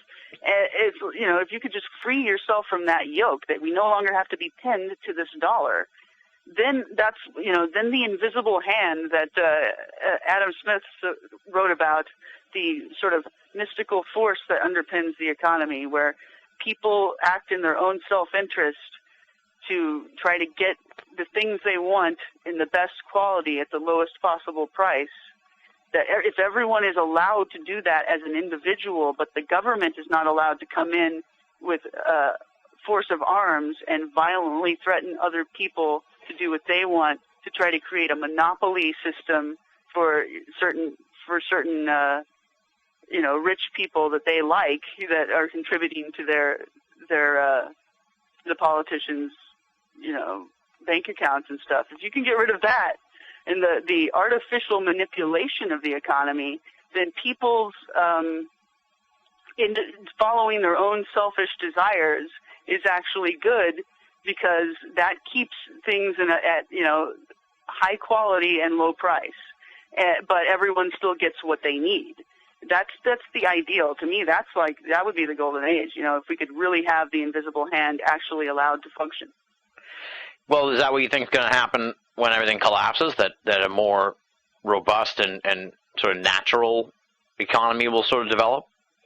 Yeah. I think the invisible hand, it's operating all the time. It operated in communist Russia. It operates in North Korea. It operates wherever people are. But it's how well it is allowed to function is relative to how much government control you have, and other. If you don't want to call it government, then sometimes you'll have corporations that do the same thing. They gain control over the economy because they can pay police and soldiers to threaten other people and make them do what they want. And that's really the basis of government and corporate power, and it's the reason why our economy consistently always gets screwed up and manipulated, so that all of the wealth that's produced by the people flows in one direction only. It's confiscated through a system of taxation and other things. It's channeled to the ruling elite, and always, the people suffer. The people are never allowed to enjoy the fruits of their own labor. That's a corrupt system that comes from greedy people colluding and then using violence to threaten other people. And that's the only reason why the invisible hand doesn't work. That's the reason why you can't have economic freedom. Yeah, but then when you think about it, hasn't it always sort of been that way? I mean, weren't there always kings and servants and everything else? I mean, you wonder if that's just the human nature, if you will, where greed just even if the whole system collapses tomorrow and then we develop a new system, eventually that system will become corrupted as well, and the whole process will start all over again, I think. Yes, that's why the golden age can only exist in a timeless state, a theoretical state, because it doesn't really ever happen. So is it more metaphorical? It's a metaphor. It's a metaphor that I don't know. Here's what I think of it is. It's in potentia. It exists in non-existence, but it influences everything that does exist, just like this hidden kingdom at the center of the earth concept. I think it's real in the sense that, or I don't know, I guess you could say it's unreal, but that's a part of our existence, There's at the heart of every atom, there is something mysterious that you can't explain, and that's going on in the whole universe, So the golden age exists in a timeless state at all times. And as far as us going into a new golden age now, of course, it would only be temporary, but it would be a start over. It would be going from one dying system to a new one. And so you'd have, the whole course of history then, the next several thousand years, for it to become as corrupt as it is now. Yeah. Theoretically. I don't know if I want to be around at the start of a new golden age. Sounds like that would be a lot of setting things up and planning and everything else. You really want to be in the golden age in its prime, right? I guess there's no time, right? So, but right. Well, you know what I mean? The transition to the golden age is going to be difficult. So it's like, I don't even know if I'd make it. Me too. I don't know. I mean, I think we've talked about it before. I don't have the resources necessary to be able to survive, so I don't to survive such a cataclysm. I don't know if I will. Now, now, in light of all this sort of idea of changing of the ages and that sort of thing, I'm tempted to bring up the infamous 2012. I mean, what do you think of that? Does this somehow tie into all this in a way? I think it may, in a way. It's, that's the sort of thing that it would be asinine for me to make a real prediction, although I'm writing about the symbolism of it and the connections of it in a future article that you will see soon. But I'm not going to just make an ass of myself and say what's going to happen on 2012. No, I don't mean that. I just mean, have you looked at it in the sense that, is there some connection here between those myths and legends of a change of an epoch to what you're talking about with the age of Saturn and all this other stuff? Well, there's some connection. One of the things I wrote about in the past when I did Dagobah's Revenge magazine, I decoded out of some literature from the secret society called the Priory of Zion that they had apparently this secret of a calendar that it seemed to me was a calendar that we haven't yet gone into, but it can, perhaps in the future, it could actually correspond to the year. And it's a calendar that's sort of observed, but it's not practical right now. It's the lunar calendar. Oh yeah, I'm a big fan of lunar calendar. Yeah, 364 days in the year, and 12 or 13 months of exactly 28 days each. Every week is the same. Starts on the same day of the week and everything. And one day out of time. Right, exactly. But what I wrote about in my article a long time ago was theorizing, well, what if things just change slightly? The orbit and the tilt and everything just change slightly on our planet, so that maybe in the future we could have what they call an Alicot calendar, which is when the solar calendar and the lunar calendar correspond exactly. And right now they're a day and a few hours off. The solar calendar is a little bit longer. So, but what we've had recently, interestingly enough, is we keep having incidents that cause minor shifts in the tilt of the axis, the weight of the Earth, the shape of the Earth, and the magnetic pole. Right, like the earthquake. Well, in my article years ago that I wrote about this concept that there's maybe a secret Priory of Zion calendar that's supposed to be used at a future age, I talked about Ophiuchus or Fucus, the serpent bearer, which is a constellation, and in some New Age theories, they think that there should be a 13th zodiac sign, really, because the zodiac doesn't correspond to, the way it was back in ancient Babylon when they came up with the thing. And that's been true for thousands of years. The zodiac has been wrong for thousands of years, but for some reason, around the turn of this last year, around the beginning of January, there was, there was a big change in the magnetic pole. Yeah. It wobbles around anyway, but it was a significant change in one day. It was bigger than normal, and they had to recalibrate airports compasses and stuff. on airports and stuff. Yeah, on airplanes. So, and then right around that time that happened, the Minnesota Planetarium Society came out and said, we need to change the zodiac that everyone observes because of this pole shift, and there really should be another zodiac sign in there.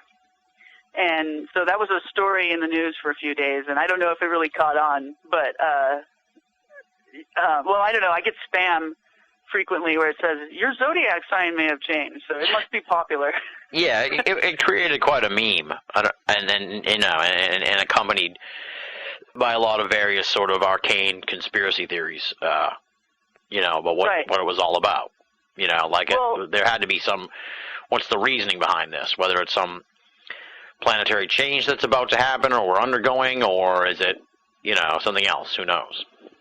Well, I had said that, I think maybe there is, some elite cabal somewhere that decided that maybe we should bring in Ophiuchus or Fucus now, because in the Priory of Zion literature I was talking about, that's one of the things they mention. They say that we should have a 13-house zodiac sign, zodiac system with Ophiuchus in it, And there's a poem that the Priory of Zion published called Les Serpents Rouges, where they have each of the stanzas is dedicated to one of the houses of the zodiac, and Ophiuch is one of them.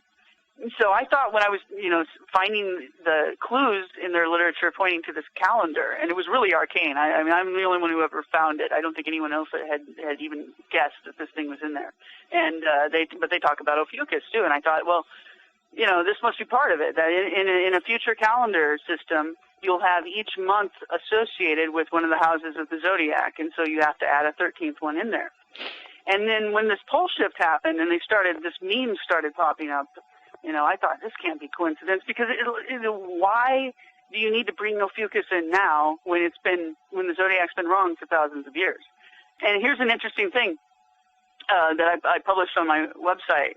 Someone told me that there's 12 images that came with the Kindle. That was the new version of the Amazon Kindle that came out right around Christmas last year. Yeah. And of those 12 images, they seem kind of random. There's like an author and a cathedral and just different things, a bird or something, just different things. And one of them is Ophiuchus. And, what are the odds of that? That was just a couple months before the pole shift and the explosion of this meme. There's no other zodiac signs that are being used as screensavers on the Kindle, but there's just 12 images, and Ophiuchus is one of them. Isn't that weird? It's strange. There's something to this story. It's, you just wonder about who's pulling the strings, we don't know what their agenda is at the end of the day. It's scary. Yeah. And then the 2012 thing, I mean, I got into 2012 a little bit when I originally wrote that article about the 364-day calendar, because how the Mayans have actually several different calendar systems, and then the Mayan calendar that they talk about it's like this big circle with different rings in it, and each ring is a different type of calendar system. Yeah, it's all very confusing. Well, and then they all come to an end right now, or at 2012. Anyway, I had sort of delved into that in my old article, because one of the calendar systems, one of the rings on there is a lunar calendar, is a 364-day one. So, and then the number 13 has all sorts of important symbolic meanings in the Mayan calendrical system, having to do with rebirth. Interesting. So yeah, the symbol at the very top of the calendar, the Mayan calendar disc thing that they always show, there's this little, I don't know, like carrot thing, like an arrow pointing up. Yeah. And that they call that 13 Cain, and that's like the central image. That's the starting and ending of the whole cycle. So anyway, yeah, I think there might be something to it. I just don't know. I don't know what. I certainly hope it's not horrible cataclysm, but I can't rule that out. And in general, when astrologically or astronomically, when an age passes over from one to the next, first of all, you only realize it after the fact, like hundreds of years later. In terms of has there actually been a social change? Right. Yeah, you only realize that later. But the moment astrologically that one age changes to the next is very specific. It's a point in time. Right. So just like 2012 is, it's a point in time. When maybe that is the point where one age changes to the next. But that doesn't mean anything happens at that particular moment any more than something happens at midnight on New Year's Eve. It's just it's an arbitrarily chosen moment where we say, okay, now it's the next day. But you only realize later why one day is different from the other. Exactly. To leave people on sort of an informative note here, like we didn't really get to what they should look for as far as warning signs here in the next few weeks, months, and the rest of the year, if not next year or whatever. If we're on the precipice here, what should people be keeping an eye on aside from like gas prices and stuff like that? Well, the release of QE3, the next explosion of liquidity, the next multi-$100 billion purchase of bonds by the Federal Reserve itself, of Treasury bonds, that is another inflation bond that's going to be released. And the pattern of states that are dying and going into hyperinflation is that things like that just happen more and more frequently. We just had a wave of quantitative easing a few months ago, and before that it had been like a year and a half till we had the first one. So if we have QE3, then, presumably QE4 will be right on the heels of it shortly afterwards, and that's when things just start devolving. But I'm not Gerald Celente, so I can't give you specific advice about investments, and I don't claim to know what day anything is going to happen. But, I also think that they're going to bring in the SDR, so you can look for the dollar losing a great deal of value, but at the same time, the whole global system will try to find a new equilibrium or a new footing with this new global currency. And the U.S. dollar probably, at least in the beginning, won't cease to exist. It'll just be a domestic currency again instead of being an international currency. Or it'll be kind of like the pound is right euro. now, where, and the euro. Like these are part of the international monetary system's basket of currencies that they use. They put them together, and they have a little algorithm that they use to try to determine how much everyone else's currency should be based on the relative values of those currencies in the basket. Now, the way it's been up until recently is you've got the yen and the pound and the euro and the dollar in the basket. Now, the Chinese want the yuan in the basket as well. And every time you put in a new currency in the basket, that disrupts that changes the algorithm, right? It changes the relationship, and it gives that currency a different power in international currency markets that it didn't have before. And of course, the way it's been up until now is that the dollar had an inordinate amount of power in the basket compared to everyone else. Right. Well, now it's just going to be brought down to basically the same relative level as everyone else's currencies in the basket. All right. So not as scary as the last time we talked, but still pretty scary.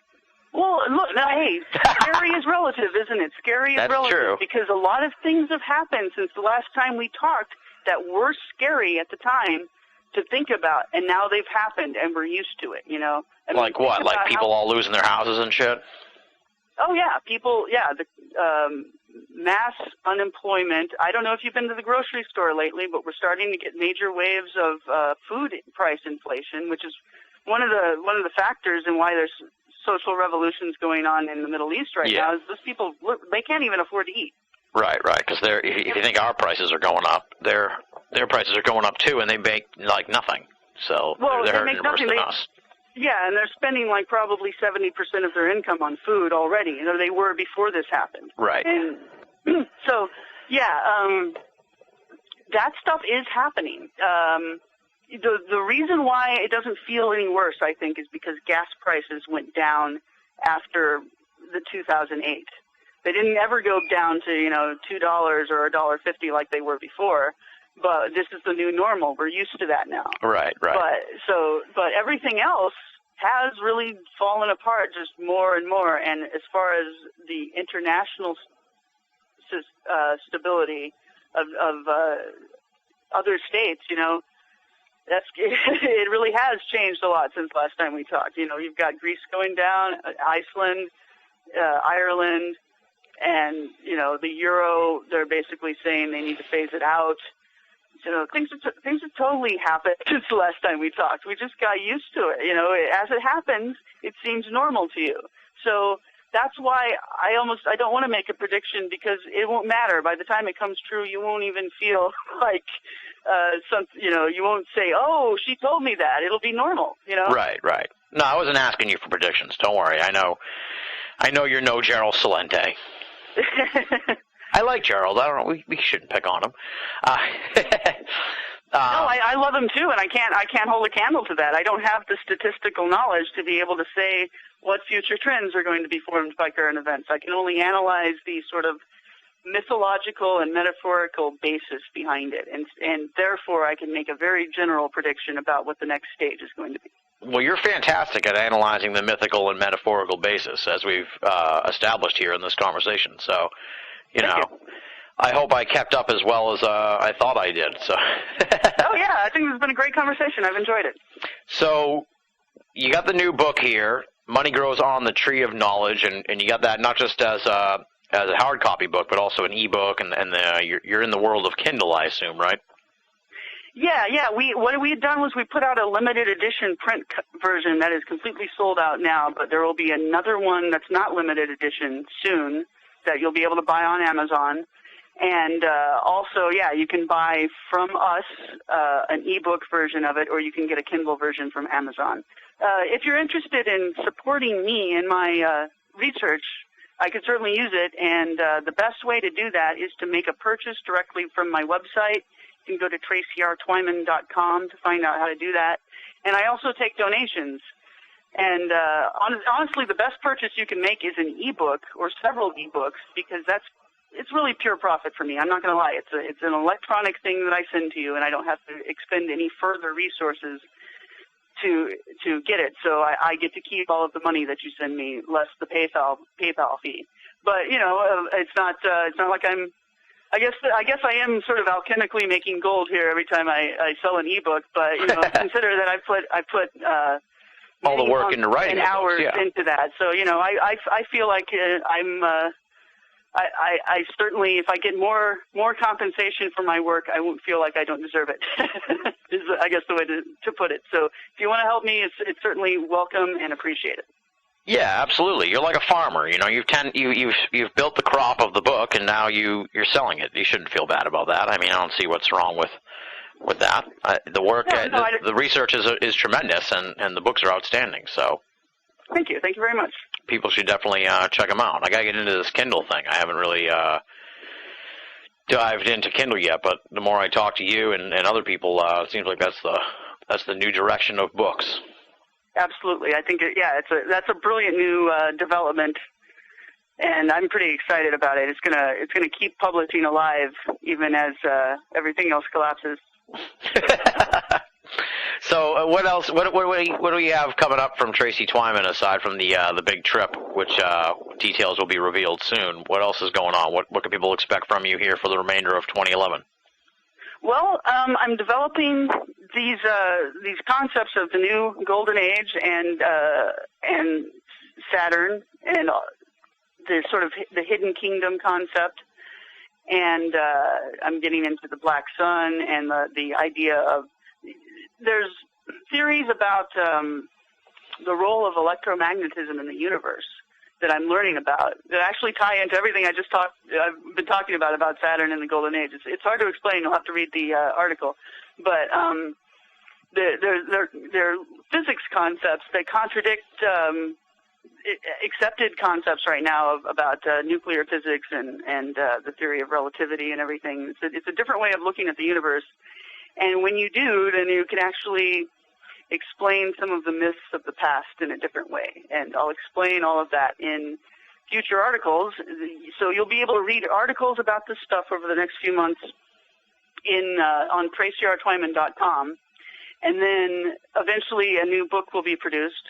And also we've got that trip coming up where we'll be actually visiting some of these places, and people can hear lectures about it. Some of the places that are involved and some of the historical sites that pertain to Greek myths of the past.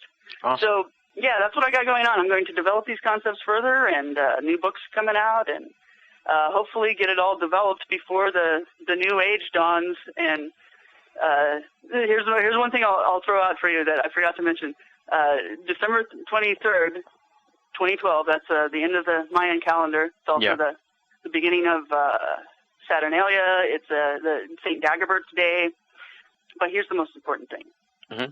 It is the 99th anniversary of the creation of the Federal Reserve System. Wow. Now, guess what? Okay, there's 3 standard lengths of a business contract in common law. And the longest one is 99 years. In other words, you pretty much, according to English law and American law, if you institute a corporation, the longest you can charter it for is 99 years. That doesn't mean you can't renew it at the end of the 99 years, but you generally, if you have such a charter, then you usually revise it and turn it into something else at the end of the 99 years. So the charter for the Federal Reserve System is about to be up on the very date that the Mayan calendar will end. And, I find that hard to believe as a coincidence, but I don't know. I can't really explain exactly what it means. It seems to me like that it might tie in with what I'm saying, though, of the death of an old economic system and the birth of a new one. Very interesting, yeah. It's like, it's weird to think that these dudes who create the Federal Reserve 99 years ago, they're up on the Mayan prophecies and stuff. It's very strange. You wonder, how that all comes together. Yeah, I'm not sure that they were. Maybe they just had a different calendar of some sort. Secret calendar in their own Masonic lodge or secret society that they were part of at the time that made them pick that date. Or maybe it was just the forces of the universe operating without their awareness. Could be. Well, Tracy, it's been great catching up with you and delving into these topics. I got to say, as I said at the beginning of the show, you are one of the sharpest people in esoterica, genre for genre. And every time I have a conversation with you, I feel like you're pulling me up to your level because you're operating on just this wavelength that I can only sort of glimpse and get an idea of when I read your stuff. So, I mean, I'm just really amazed by the depth and the level of research and insight you have into so much stuff, especially a lot of these really arcane topics that I can't really wrap my mind around. Like I said, I feel like you pull me up to those levels when we talk. So hopefully I'm not pulling you down. No, not at all. Of course. No, I enjoy this very much. And, it's been great having you back on the show. Obviously, this won't be the last time we talk to you. We're going to have you back on in the future. But, best of luck during these tumultuous times. And hopefully, next time we're talking, we'll be able to see the light at the end of the tunnel on its way, and it won't be an oncoming train. That'll be great. I look forward to it. Thank you so much. That does it for this week's edition of BoA Audio's Season 6. Big thanks to Tracy Twyman for coming on the show and sharing so much information and so much of her time. Check out our website, www.tracyrtwyman.com. Fantastic website full of awesome info on all the stuff she has been talking about over the last couple hours here on the program. Moving right along now, it's time for BoA Audio listener feedback. And we got 3 emails here, so let's just dive on into the mailbag.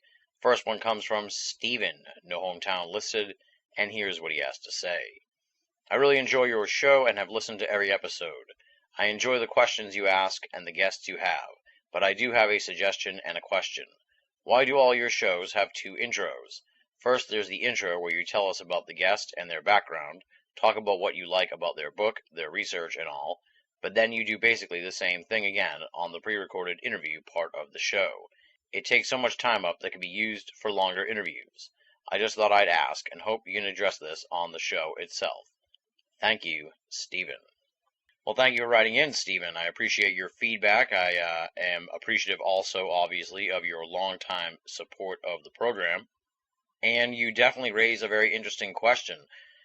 I guess the real reason why we have such long intros at the beginning of the pre-recorded part is just a matter of habit. That's how we started doing the program, with those sort of short summaries of the impending conversation. And over time, they've just gotten longer and longer as we've taken care of in-house notes at the beginning and a whole bunch of other stuff. And I've become cognizant of the fact that those intros at the beginning are definitely getting a little bit too long. So I'm going to try and cut those down. Although you do raise sort of perhaps a misconception here where you say that time could be used for longer interviews. The pre-recorded parts at the beginning of the show are taped well after the interviews, so there's really no correlation between the length of one and the length of the other. They're really unrelated, although I agree with you on the point that sometimes a lot of stuff seems to get repeated, or just a lot of ground seems to get recovered between the 2 introductions, and I've become more and more, as I said, cognizant of that, and I'm trying to do my best to tighten up those intros and get folks right into the conversation, because I know a lot of people tune in to hear that and just zip right through the pre-recorded introduction. Believe me, I'm well aware of that. So I'm going to try and tighten those up and hopefully get people right into the meat of the episode as soon as possible.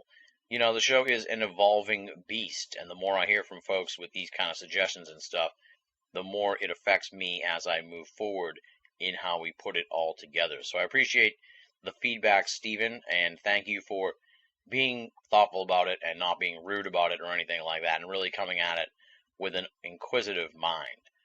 Next email comes from Andrea, no hometown listed. Here's what she has to say. I'm a newcomer to the show. I've been digging through the archives, and I'm really enjoying it. Good, creepy stuff. I have a question. Is there a topic that seriously scares you? Something you hope isn't real? If so, what do you do about it? For me, it's the jinn. The thought of them scares the crap out of me. All I can do is try not to dwell on it and think good thoughts. Congrats on a great show, and looking forward to the rest of Season 6. Andrea. Thank you for writing in, Andrea. Welcome to the fold. I hope you're enjoying your swim through the deep archives of BoA Audio. Tons of episodes there to check out, well over 150 programs, so chances are there's going to be some other stuff there that spooks you as you keep on listening. I gave it some thought, really, and there's not too much that particularly scares me, although I guess the idea of sort of being harassed or watched or something like that kind of creeps me out, in the sense that I've heard from guests, you know, who say that they've been harassed by the government and stuff like that. Thankfully, that sort of thing's never happened to me, but it does sort of put me off a little bit, more than really the specific topics that we cover here on the show. I'm not particularly worried about UFOs or Bigfoot or something like a global conspiracy. I mean, that's completely out of my hands. Something like 2012, you know, let's say there is some giant, disastrous, world-shaking event where, you know, 90% of the population dies. What am I supposed to do about that? What could I possibly do about that? Really nothing. So I just don't worry about things that are out of my hands. The weirder stuff I find that I look at with more fascination. So things like ghosts and UFOs and Bigfoot, I'm really just more intrigued by rather than frightened. But I guess the whole idea, you know, of government harassment, people reading your mail or listening to your phone calls, that kind of tweaks me out a little bit. Thankfully, that sort of thing hasn't happened to me, but certainly that's something that has sort of gotten under my skin over the last few years, as I've talked to more and more people who've had some really chilling stories about odd coincidences, quote-unquote, that have happened to them over the years. Anyway, thank you for writing in, Andrea. Much appreciated. Keep an eye out for those jinn. They have heard your call, and now they're probably hot on your trail. I probably shouldn't say that. Now she's going to be even more scared. So don't worry about the jinn, Andrea. I'm hoping for your sake that they are more mischievous than evil. Final email this week comes from Lawrence, no hometown listed. Here's what he has to say. The Stan Gordon interview was awesome. Maybe you are just too young to remember this and to ask the question, but back in the 70s they had a TV show called The $6 Million Man, and there were a series of episodes in which he encounters a Bigfoot, and then discovers that Bigfoot is working for ancient aliens who are hiding in an underground base. The episodes are on YouTube if you look up History of Bigfoot and Bionic Man. I just watched a few clips for the first time since I was like 7 years old, and it is amazing. There is even an abduction-like scene in which Steve Austin is lying on a table, and the aliens are standing around him, reading his mind. I thought for sure you were going to mention this to Stan Gordon, since the show clearly ties Bigfoot with aliens. My guess is that the story was inspired by the PA events a few years earlier. Maybe you could watch it and then get that Hollywood and UFOs guy back on. Was his name Bruce Rux or something like that? He would definitely be worth bringing back. Thanks for the great programming. I know you deny it, but if you are indeed burning out, don't let us listeners bully you into keeping on with it. I am currently publishing a podcast about the Mahabharata, and I know that it will come to an end when I get to the end of the story. You, on the other hand, don't really have a good stopping point. You just need to quit when you've done what you set out to do. Maybe after you've interviewed Stan Friedman for the 10th time, you'll throw in the towel. Either way, take care, Lawrence. Thanks for writing in, Lawrence. Let me address your points here as we go along the list. First of all, I thoroughly enjoyed the Stan Gordon interview as well. Thought it was fantastic and fascinating. that this story had gone under the radar for so many years. I know a lot of people had heard about it, but you'd think it would be much, much bigger than it really is nowadays.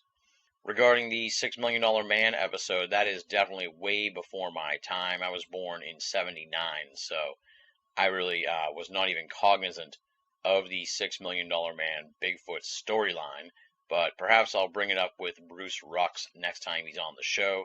Good callback on your part, Lawrence. Bruce is a good friend. We still keep in touch quite a bit, and we are working on bringing him back here for Season 6, so stay tuned for that. And since you have mentioned this story, I will try and bring it up to him when we get him back on the show. With regards to the whole idea of burning out, I just can't go over this enough with you guys. I'm not burning out. The real story of 2011 so far here for BoA Audio is that going into this year, I really want to take the steps to make sure that BoA Audio can survive in perpetuity, that we can keep this program going over the next few years at least. And the only way for me to do that was to find sufficient funding on a serious level to keep the whole operation running. And that's what I've been doing. I've been working side gigs and side jobs to make that happen. And as that's gone down, it's been sort of hit or miss. It's been touch and go. We've been trying to find the right formula to make it all happen. I'm sitting here right now very, very confident that we have found the magic touch, if you will, on how we can make this happen. I'm working at a very awesome job right now that is very flexible and very supportive of BoA. So I feel like we're going to look back on these early months of 2011 and say, yeah, it was a rough patch, but it was what we had to do to make sure that BoA was here in 2012, 2013, 2014, 2015, and onward. There is no burnout on my part with regards to the world of esoterica and the paranormal. I'm still tremendously fascinated by this very mysterious world in which we live, and that's going to be borne out over the next few weeks and months as we continue onward here with the second half of Season 6. But I appreciate your support, Lawrence. I understand where you're coming from, and thank you for, having my back, if you will. So those are the emails from the listeners. Thanks once again to Lawrence, Andrea, and Stephen for writing in.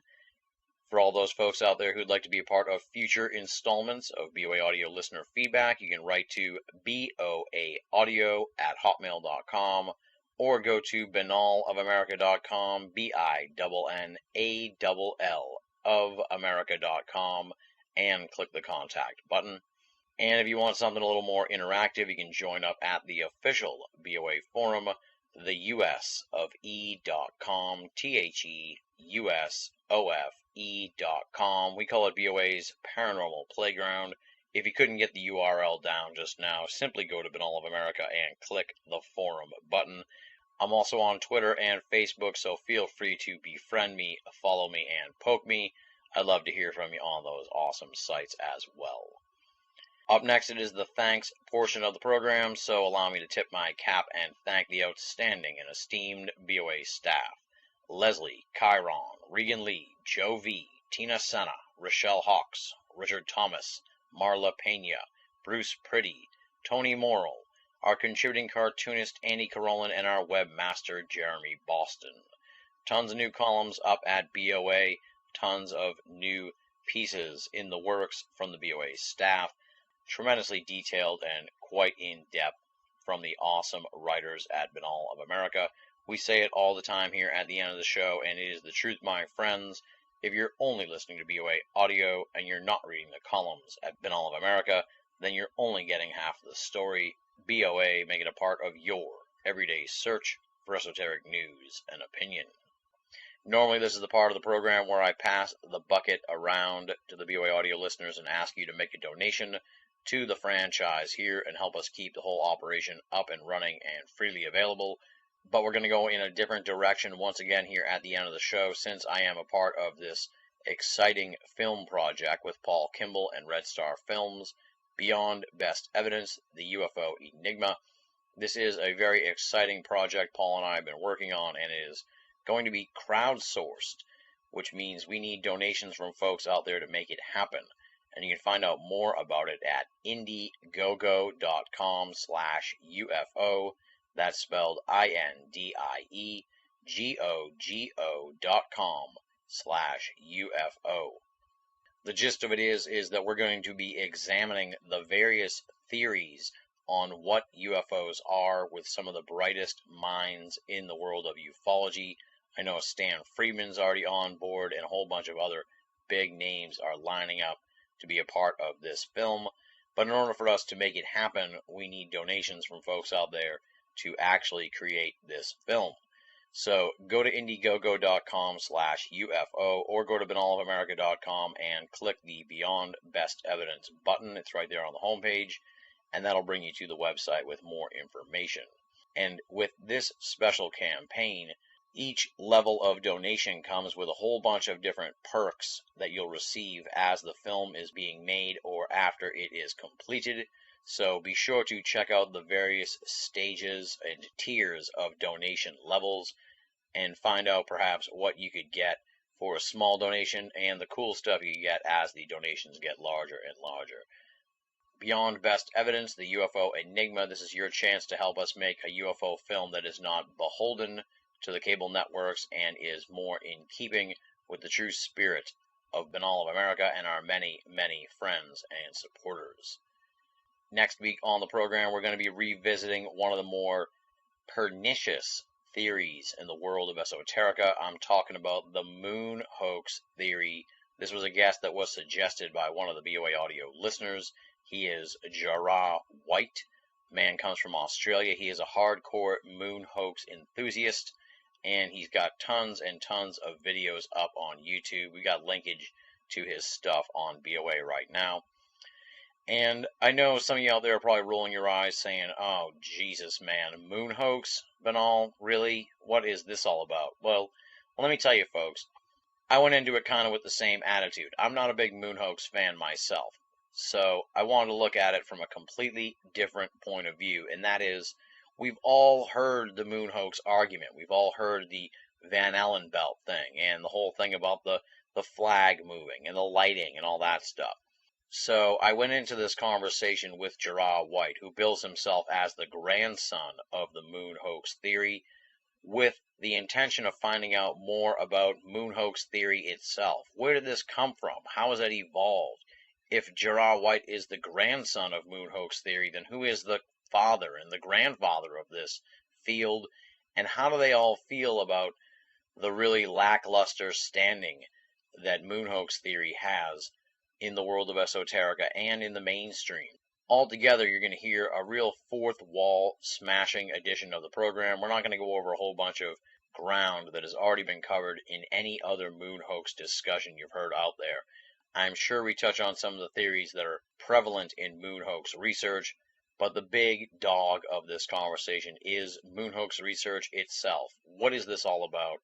How could it ever be resolved? Just a whole bunch of sort of real deep questions about the moon hoax theory. So I hope folks check that one out. Don't roll your eyes. Give it a chance. I think you're going to find it tremendously enlightening.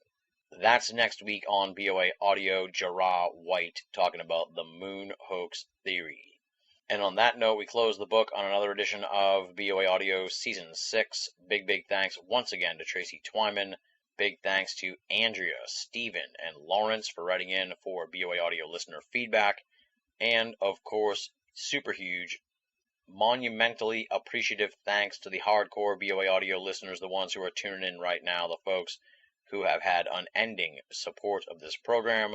You guys are awesome. I cannot thank you enough for what you do for this program. Thank you so much for making BoA Audio a part of your esoteric audio playlist. Until next time, this is Tim Banal, thanking you for listening and signing off.